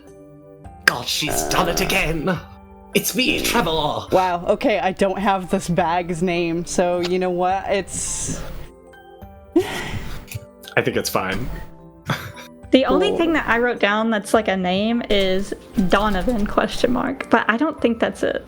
No, Donovan was one of the Depraved Thrill guys. Yeah, we killed him. Dealt with. Probably. I think I dropped him into the geyser. No, I don't think so, because like Alderman. No wait, that's a title, I don't know. Isn't it? I need to take better notes apparently. Oh no, you're right. It wasn't Donovan. Wow. I need to name this bag. Hold on. Sorry. As I'm waiting for him to respond to me. Okay, so he said that Abysria tried to kill him as well. So pretty bad. Although very interesting, he must be powerful. I think I would look over at Trevor and say, does that sound familiar? I don't remember. I mean, when we helped him out, it was just like an ex-girlfriend, right? Yes, ex-fiancé? It was, yes, it was that woman who put that dream nightmare maze in him. Yeah. Adric is gonna be the bag. All right. And I'm gonna write that down. Bag. Is it not? Adric. Yeah, but I don't remember him mentioning Abysria at all at that point. Is that not Abysria? A woman who put a nightmare maze inside of him? That sounds like Abysria. Well, it was complicated. Some woman that he was destined to marry and apparently left at the altar. Oh. And then you get cast sending again. Her. Yeah. Just to be clear. That was her words, but he casts sending again. He's like, sorry about that. I kind of talked for a while before I realized you couldn't hear me anymore. So I've done that so many times. Where did we leave off? Oh my god, where did we leave off? Oh yeah, could you... Is there somewhere secure? Also, wait, Bittersweet. Oh my god, we have to focus. Oh, we are not going to be a good duo. Yeah, crazy, right? After they left, no, shut up, man. We have to get to it. Do you have a place for us to stay overnight that's secure? We are going to be hiding from Glazier and the it'd be a tight... and Abyssia. Oh, well, okay, so the wagon can't fit, but everyone else could. It'd be a tight fit. No, the wagon... The wagon, he is gone on his own adventure. Oh. Okay, cool. He was kind of creepy. Yes. But yeah, especially, I mean, is Rick's coming? Rick's is coming. Where should we meet? Tell him to bring some of the mead, please. Oh, I'm bringing like 12 bottles, don't worry. I heard you have an ex-wife who sucked. Or a almost wife. Yeah, Vicenna. She, well, that was a whole thing. Like, so I kind of ran away from, my wedding. And, I guess she didn't like that and cursed me to eventually die from lack of sleep. But that's how I met the others, you know? They went into this, like... dream space and got her out there, and now love it. Okay, where should we meet you?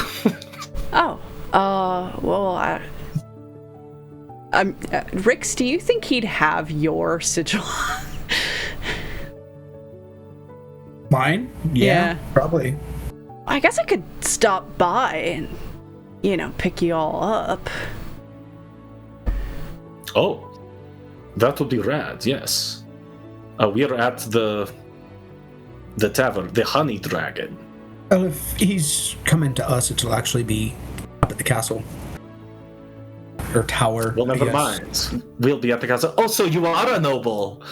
Interesting.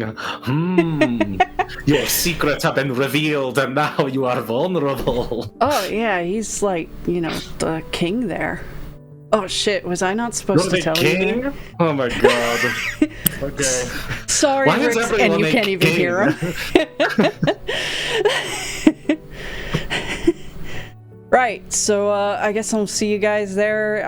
I gotta finish up my work here, though. Lancaster and their fucking rules. God, I hate it here. But classic. Yes, we know. Yeah, so just give me like a couple hours and then I'll stop by. Come by tell him to come by for dinner tonight and come by set out in the morning with the king. He said you have to bend the knee. Yeah, kill you. I'm sure. Yeah. Okay. Looking forward to meeting you. Yeah. All right. You sound cool. Totally. I'm 8 feet tall. It's hard to miss me. Oh shit! Really? Yeah, I'm a king. I'm not a king. I'm just jealous of all the kings I've met. Okay, bye. All right, bye. Rix, you get sending. Yo, so I thought it was kind of weird to talk to this other dude without, actually talking to you. Congrats on your wife, man. Oh, thanks. That's our third, Yeah, definitely. Excited. I wish I could have stopped by, before everything happening, but, yeah, it'll be cool to see you, catch up. How you been? Yeah. Well, I guess we should catch up later, right? We could always do that, and, that way neither of us just keeps on rattling on for a couple minutes without realizing. Yeah. Yeah, I kind of just totally, took a potion, if you know what I mean, so I'm a little out of it. No worries. I think my new friend Altus will actually probably enjoy a few potions of yours. Oh, nice. Yeah, he's gonna fucking hate Lancaster then. I hate it here, dude. Why don't you come back here? Yeah, so I had to leave because, Abyssia showed up to try to kill me. And I kind of didn't want to bring that to you and your family, you know? Well, I appreciate that, and it's interesting you said that, because that's the second person who's brought up trouble with Abystria today. Really? Interesting. Wow. Yeah, she apparently, like, wanted Adric. So, that was... While Adric was not I'm talking to him. Shut up. That's not good. It sounds like some of these others were after fancy artifacts, like, not artifacts, he's much more intelligent than that, but you know what I mean. Yeah. Yeah, it's... Well, I mean, I don't know what the hell's going on with all of that, but I just figured, you know, Lancaster's probably a bit safer than, well, like I said, I didn't really want to bring them over to you and cause any trouble.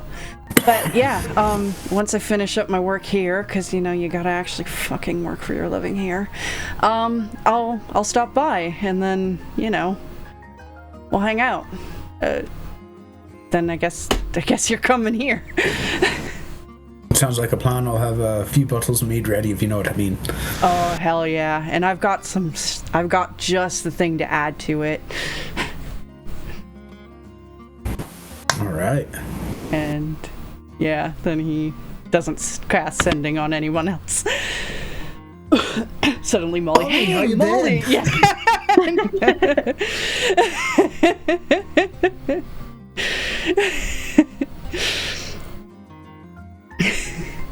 So yeah, you finish that up. Well, I suppose I should take you all back to the tower here and... Well, where's Torin? I was about to say we might need to take a little detour first, or I can if you just, you know, let me know where I need to go to meet you guys.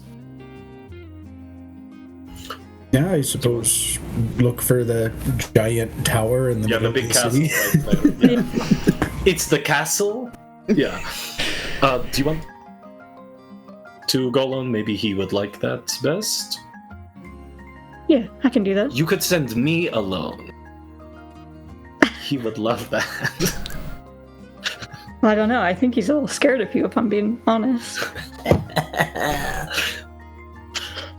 Okay, well, don't die. Do you want me to make you invisible? Sure. Boom. Did it work? Just kidding. Hippity hoppity, nobody see mality. Thanks. Perfect. I'll give you a bardic inspiration just in case, so you don't get murdered. Thank you. Alright. Okay, well, me and Trevor, ho-ho! Gods have been fine to us today! Yes, that is him. Perfect. Alright, Your Majesty.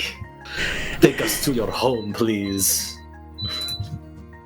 So remember what I said about that low profile? Maybe tone it down just a tad. Do people not know you're the king? No, they do, but none of my people here call me that. Really? What do they call you? Rex, most of the time. Oh, cool. Okay, that's chic. I was trying to make fun of you because kings are bullshit. But that's nice. If you don't make people call you Your Majesty. I'm from Port Arbis. People there are very like, oh, tradition, you know? Yeah, you probably won't see too much in the way of bowing. Well, I won't be bowing, so that's good. Also, so how old are your kids? Walking along. Well, my twins, the oldest, they're about 6. Oh. Or actually, they'd be 5. Are they magical as well? Well, we haven't seen too much in the way of that quite yet, but I have a feeling they will be. Awesome. So what kind of... Are you like a dragon sort of magic guy? You like make fire explode and blow ice on things? I'm more of a... I guess I don't know what I am. You could say a lot of my magic is fire-based, being a fire dragon. Sure. What's like the coolest thing you can do? I haven't actually done this other than in theory, but disintegrate somebody completely. Oh, yes, so fun. Oh, that's interesting.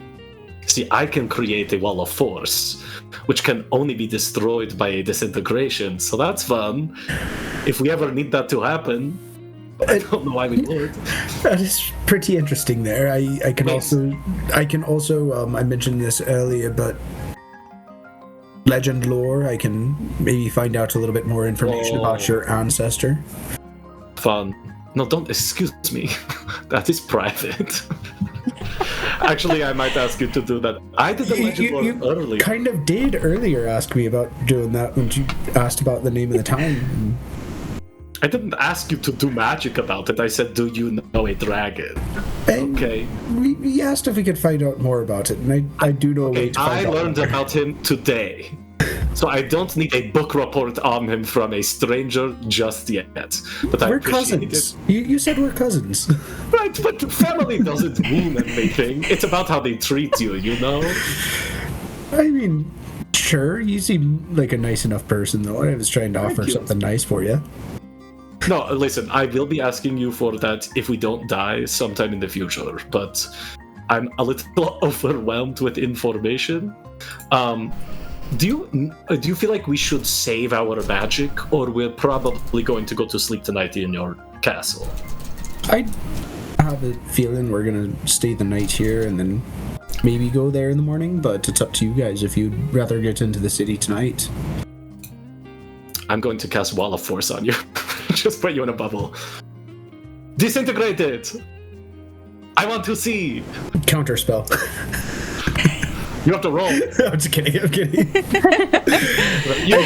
makes sense. I just wait for all of the townsfolk to start attacking you.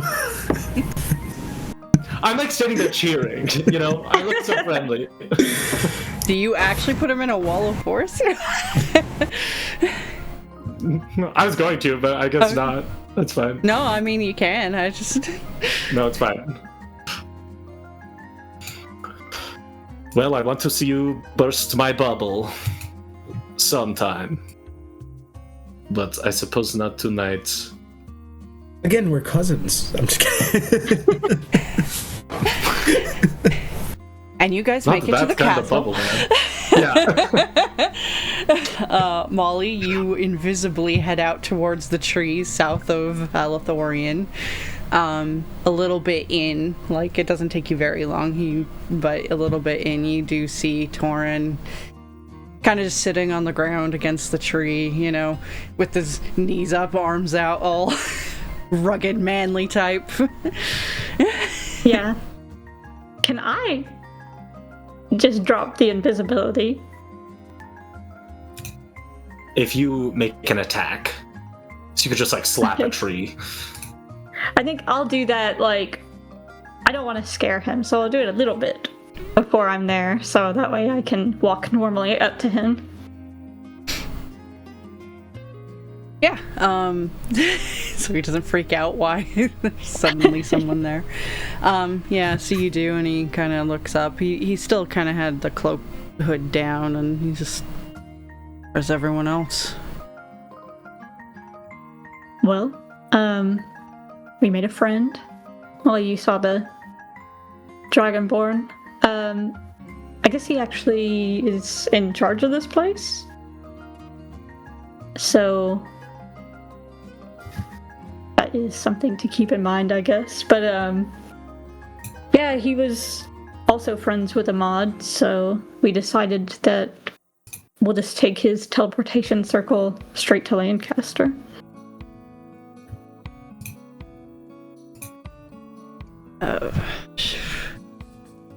I don't think he's gonna react too well about me. I think Molly will just sit down next to him. Yeah, you think he would recognize you by just the way you look? Probably. Kind of recognize him, so... I don't know. I mean, there's a chance he doesn't, but I think he's got a good look at me. I've led a few raids a few times out here. Yeah. I didn't speak with him long, but he seemed like a very present and an intelligent person. So it wouldn't surprise me if he remembered you. Yeah. Well, if you think this is the best way to go, then I guess we'll see if he kills me. You know I wouldn't let that happen. He'll kill both of us. Nah, Molly, if it came down to that, you leave me to die. I mean,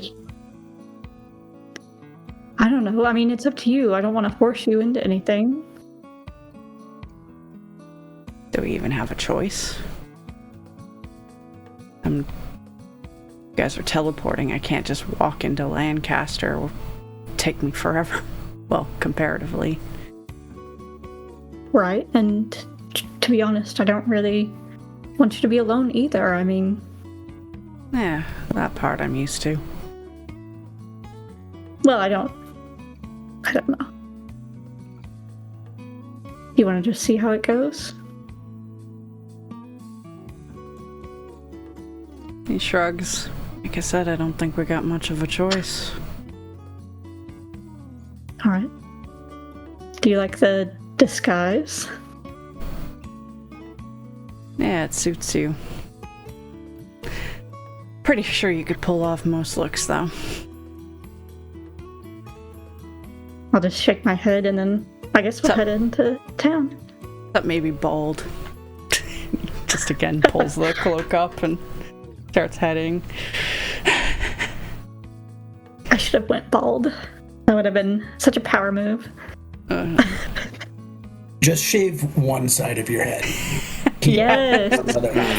I like it. Yeah.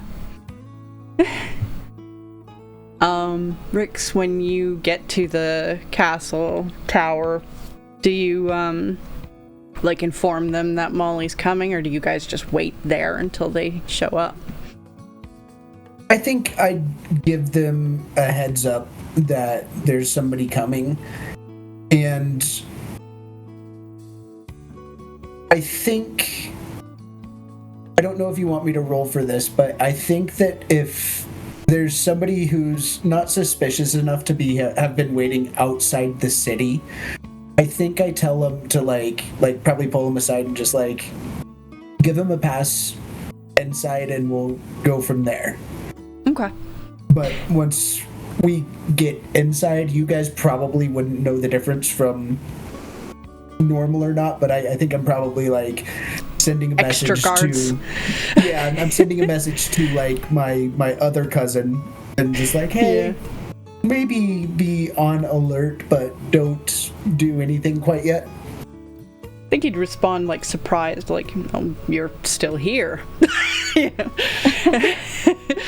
But I run into some potential allies, and maybe another cousin. You might want to meet them. Another Who are cousin. Messaging? I can message too. I recognize those hand movements. Well, I would be interested in meeting this one. Do you want me to raise the guards more? No, keep it subtle. But like I said, be prepared. But come on down. Let's meet our new friend. All right. I was just standing in this room while you cast message 4 times. What's up? Everything okay? Yeah, I was just talking to my cousin, your cousin, fellow Dragonborn. Figured you might be interested in meeting them. What's up with how I'm a Goliath, sort of what's up with that. I'm glad, but I suppose I'm half dragon, so did that mean that dragon fucked a giant or Classic. Interesting. You know, yes. The lore around the tiny remote village where my ancestors came from is that a cloud came down from the sky and kissed a mountain. And that's how my people were born. So maybe it was a cloud giant and the mountain was a dragon. I was gonna say, who's who in that scenario? Is the like? Can I was almost picturing the dragon as like the flying down, and then maybe the mountain like a stone giant. I don't know. No, but it's always been cloud giants, and then we are descended from. Who knows? You could do your legend lore. Give me a 800-word essay on it by the morning. Maybe like to find a place to sit down first. Come on upstairs. It's a bit more comfortable. Yeah, where are we standing? Let's follow you. I mean, most of the time we've been kind of walking through like the foray and kind of coming up to like it's a wizard's tower. Let's be real. Yeah. You're a sorcerer, right? Yeah, it's okay. It's fortified like yes. a castle, but it's classic wizard's tower, Yeah. Isengard just rising up. Wow. And what do you have like you wish you were a wizard? No, not quite. I don't know. I don't have to write down a bunch of shit in a book, and I don't really Oh my god. need to worry about learning stuff. It just kind of comes to me naturally. I hate learning. I'm such a great teacher. Yeah, you're a teacher. Okay, so when we meet a mod, we have to bully him together, right? Because he's like a bookworm. And we're both jocks of magic. He and I were both students together. I don't know, we kind of fought against all the bullies if we had them, so I don't know that I'd be on your side or his. I'd probably be on his side. I'm talking about playfully bullying, from an 8-foot-tall stranger. I mean, sure. On the way, I think, is when Valax shows up. Did you have anything in mind for him, besides being just another golden dragonborn? Yeah, I would say he's definitely more martial type. Yeah. Like, maybe fighter. Probably not barbarian, probably fighter is my guess for him. Right. He's older than I am by not quite a bit, but like he was grown up and teaching me how to sword fight, And I feel like he might also have the scale armor if you are not opposed. Oh, not at all. Yeah, so not at all. This golden dragonborn shows up decked out with black dragon scale armor. Whoa. Nice. And, hey. Some big weapon. I don't know. Maybe. I imagined a trident or a spear for some reason. I could see him with a spear or like, what's the, like the Japanese odachi, I think. Ooh, where it's got the long blade and he's got... I like that. Oh, yeah. Odachi, yeah. So that's strapped to, angular at his back, and he's just, it is a big weapon. Hello. You're a big man. I am, yes. I lost the accent. I totally forgot he had one. It's okay. Whatever you want accents to have is fine. You carry that 10-foot long spear everywhere you go inside this castle? You never know what might happen. What are you expecting to happen? Well, he is the master of our military and... Okay, but when you meet a general in his home, he doesn't have an AR-15. I mean, what is an AR-15? Because I feel like they do. I have met many generals. My dad was an evil man in the U.S. So it's not on them, but they definitely have them in their house.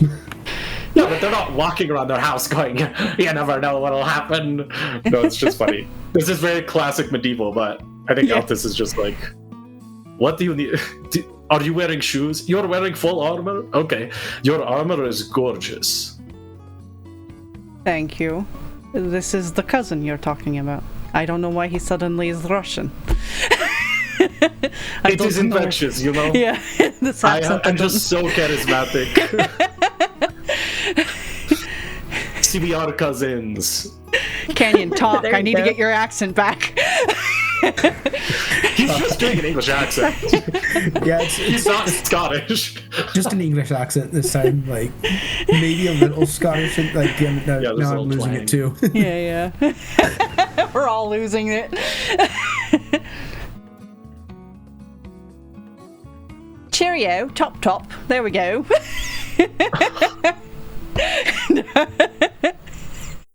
Kidding. I'm kidding. Bear in mind, it's water bottle. Water bottle. Big Altus is looking around being like, I think I could be They king, are not saying all like, of these. tomorrow. I have influenced these people immediately. They have forgotten how to speak in their native voice. I keep wanting to go Kaya when I'm trying to do a British accent, and that doesn't fit for a man. It could. So, I don't feel like it fits this dragon warrior. No. But So who is this? This is sorry. our cousin. I am. Yes, my name is Altus de Dnieba. I am from Port Arbis. I'm a friggin' blah blah blah. Technically a lord, whatever. It's meaningless. I just met Rix in the bar. That was pretty cool. We have a common enemy. Look over at Rix. Do you trust this guy? My life, more or less. Okay. The lives Sure. of my family, and yeah, he's pretty. Yeah, I pat him on the shoulder and like, this is my best friend. Sure. Lovely to meet you. I'll be keeping my eye on you. Because if Abysria is going to take control of someone, it's the person you trust most in the world. So just, it's nothing personal. Nothing personal, but I'll be keeping my eye on you. Me? I'm not threatening at all. I am shirtless and have no weapon. What am I going to do? I wink at him. I think Rix has proven you don't need a weapon to kill people. Very true. Very true. Well, I think we are cousins. My great-grandpa was Breverin, which, by the way, is how you say it, apparently. His eyes kind of go a little wide with that. Breverin. Yes. Pretty not much cool. is- Cousins.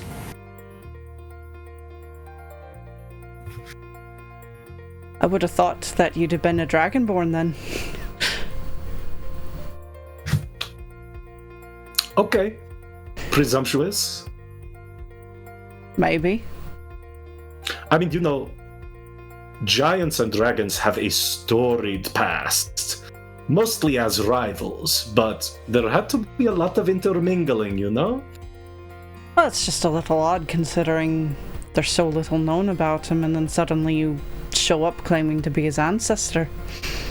You're welcome, baby. Claiming. Okay, you can read my mind and verify I'm telling the truth, but also, hello.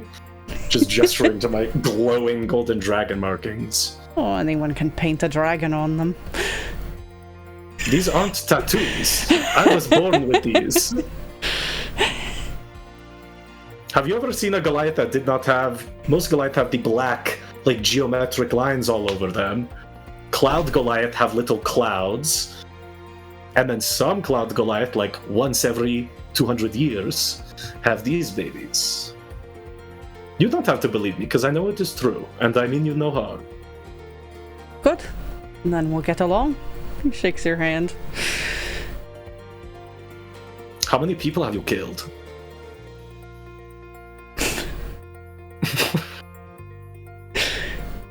I don't know, in a medieval setting where they own a kingdom but have been out, like, having problems with the depraved thrill, how many do you think that would be?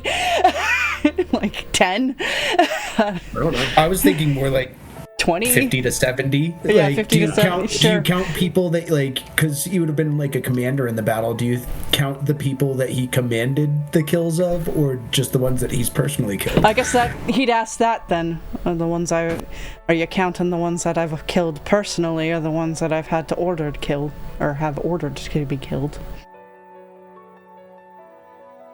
I don't know. I'm not you. What do you think? Do you feel responsible for those deaths? Maybe about 50 to 70. Is this how most people treat their hosts and where you're from? You are a strange one. I'm asking questions. I'm making conversation. I'm not judging, to be clear. I'm just curious. You're like a master warrior with a spear wandering the halls. I'm sort of like, damn, holy shit, did you kill a bunch of people? Or the interrogating tone in your own house, you know. Cool it. We're just getting to know each other. I'm not trying to interrogate anyone. This is just how I am. I'm very direct. Ask me anything you want.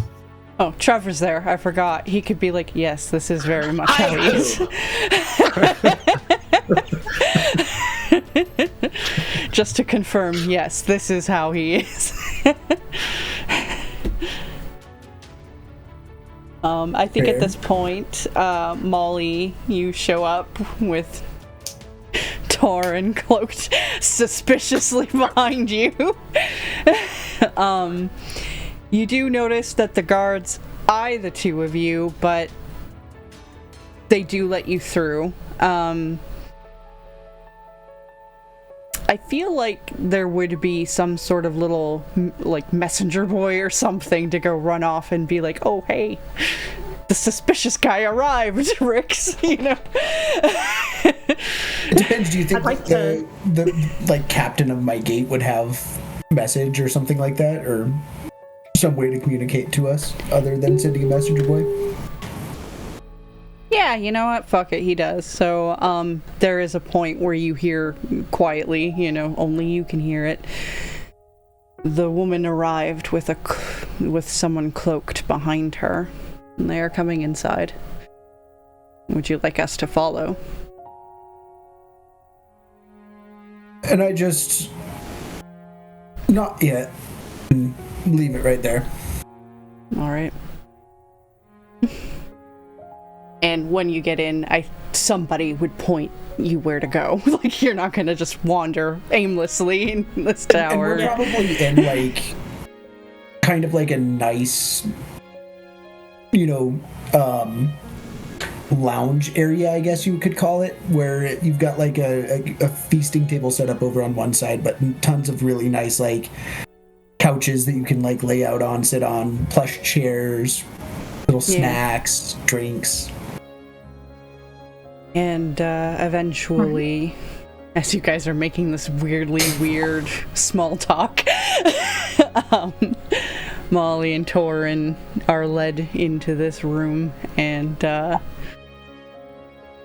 yeah, obviously you see Molly, and you see a big guy behind her with his hood up and a giant greatsword on his back.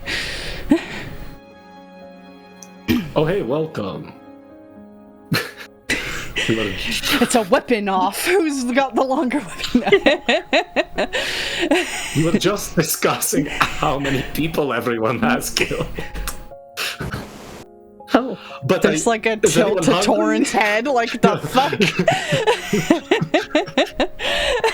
Being like wrong to people to ask. Well, he was discussing it. And who might you two be? I'm Molly Berkshire. Torin. I don't think you guys would know him by name, just, you know, for that, but he's just, you know, Valix is kind of, Torin's kind of shy.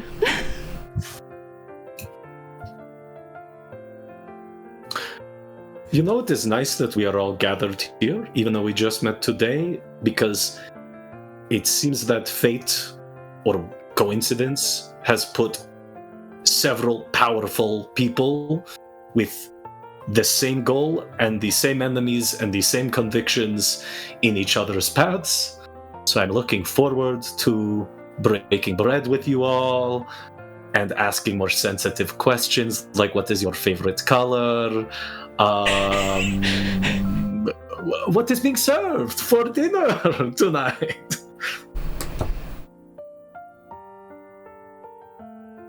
Well, that's fascinating, but I am curious why you feel the need to be so covered up here. I mean, we're all among friends, aren't we?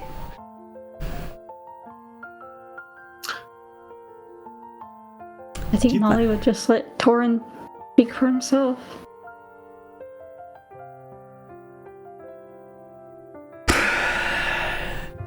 Fuck it, I guess. He pulls it back, and you recognize this guy who has led several raids on your land and has caused quite a lot of trouble for you and your people. And I think Valix too would be like, going to grab. I think at that point in time, I'm probably like just putting a hand on his shoulder and just like, "Come, cousin, let's he's come to us at least, and maybe not good faith, but let's hear him out." Right, well, the story better be good. Not much of a story. I worked for a gang, and now I don't. I think you're gonna need a little bit more details than that.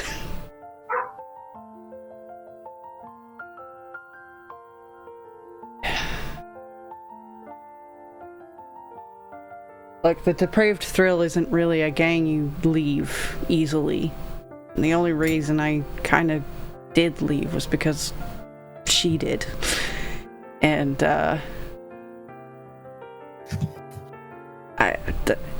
I can't say much else. Yeah, I fucked up these lands. But it was orders. We had to follow them. I did a lot of bad shit while I worked for them.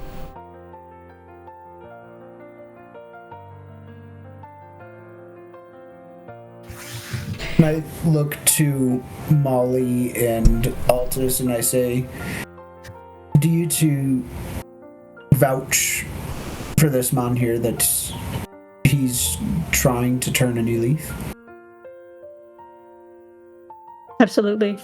I think that even if it's just for my sake, that he is just as passionate about ending the Depraved Thrill as we are. Yes, you asked the wrong question. The answer is he already has turned a new leaf.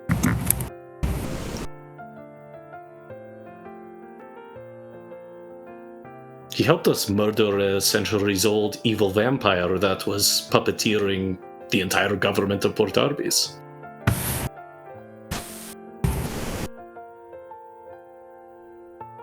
Which would definitely be news to you, Rex.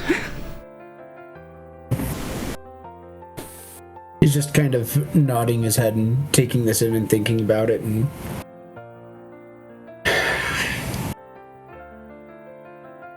Relax, we need all the help that we can get in this, and if somebody knows maybe a bit more of the inner workings of our foe, it might not be bad to have them on our side.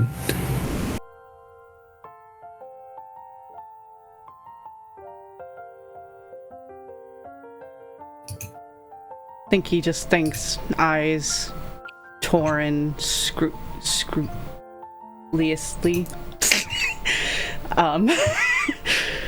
And well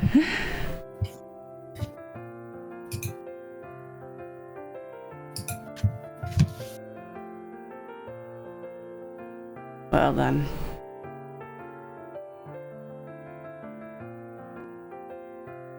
I trust your judgment, cousin, but I'll be keeping an eye on you. Oh, and one on me as well. You're looking in two different directions, friend. He just looks at you like incredulously.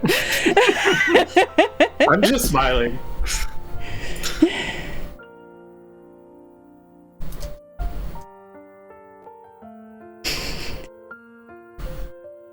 You got an interesting lot of characters here, Rix.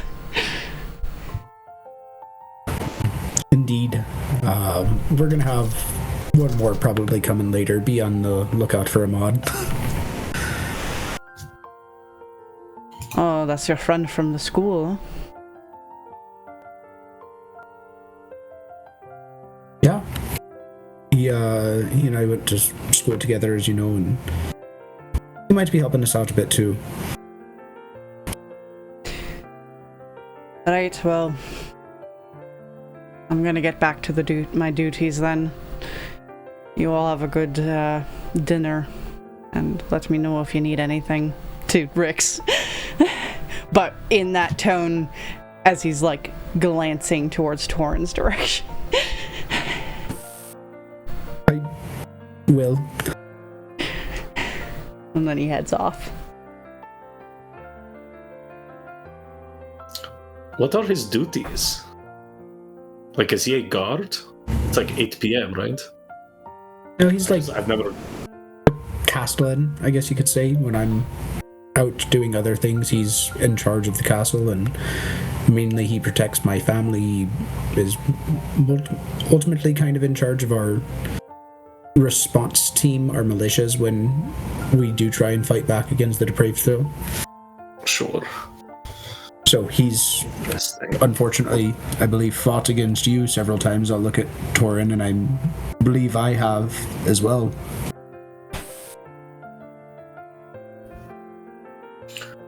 Yeah, we've run into each other a couple times. I'm willing to look past it if you're truly turned a new leaf, but just know I won't tolerate any of that other behavior again on our land. And I look to you guys as well, and it's like, please don't just go around murdering all of my friends and family here.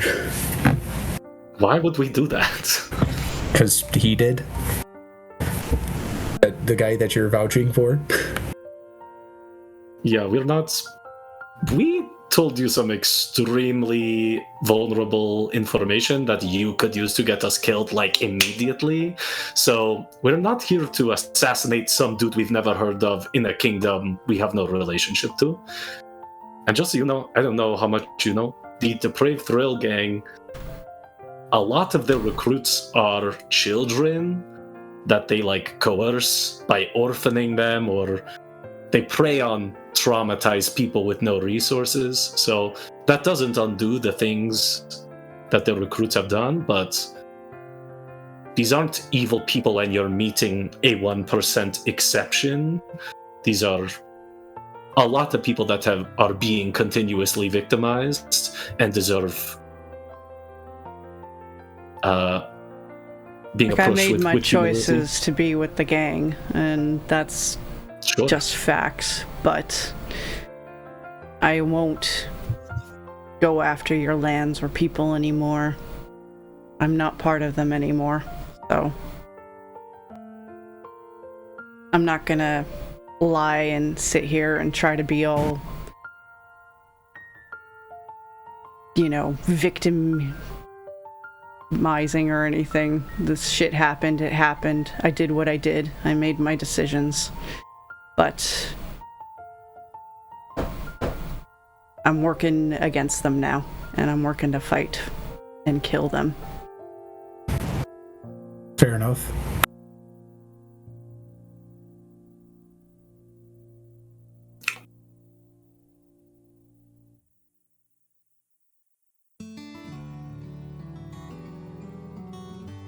He takes out his flask, takes a good swig.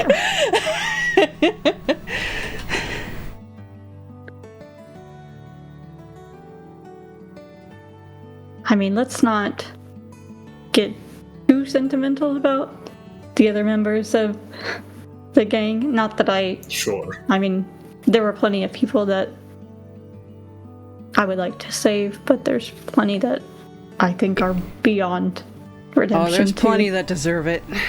A gang that works for money and profit also attracts some pretty bad scum.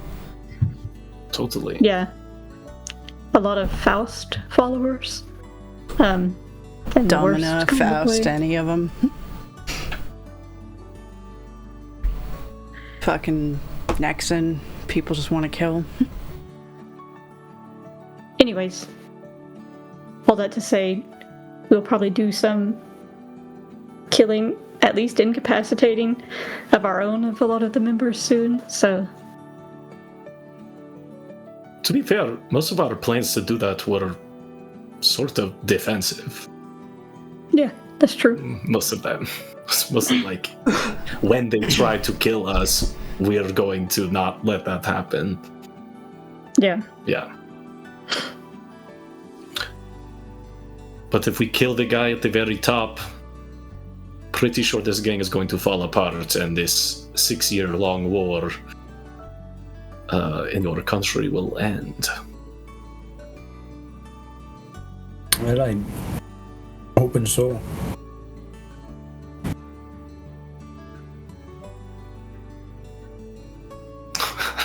Chatty bunch of dragons.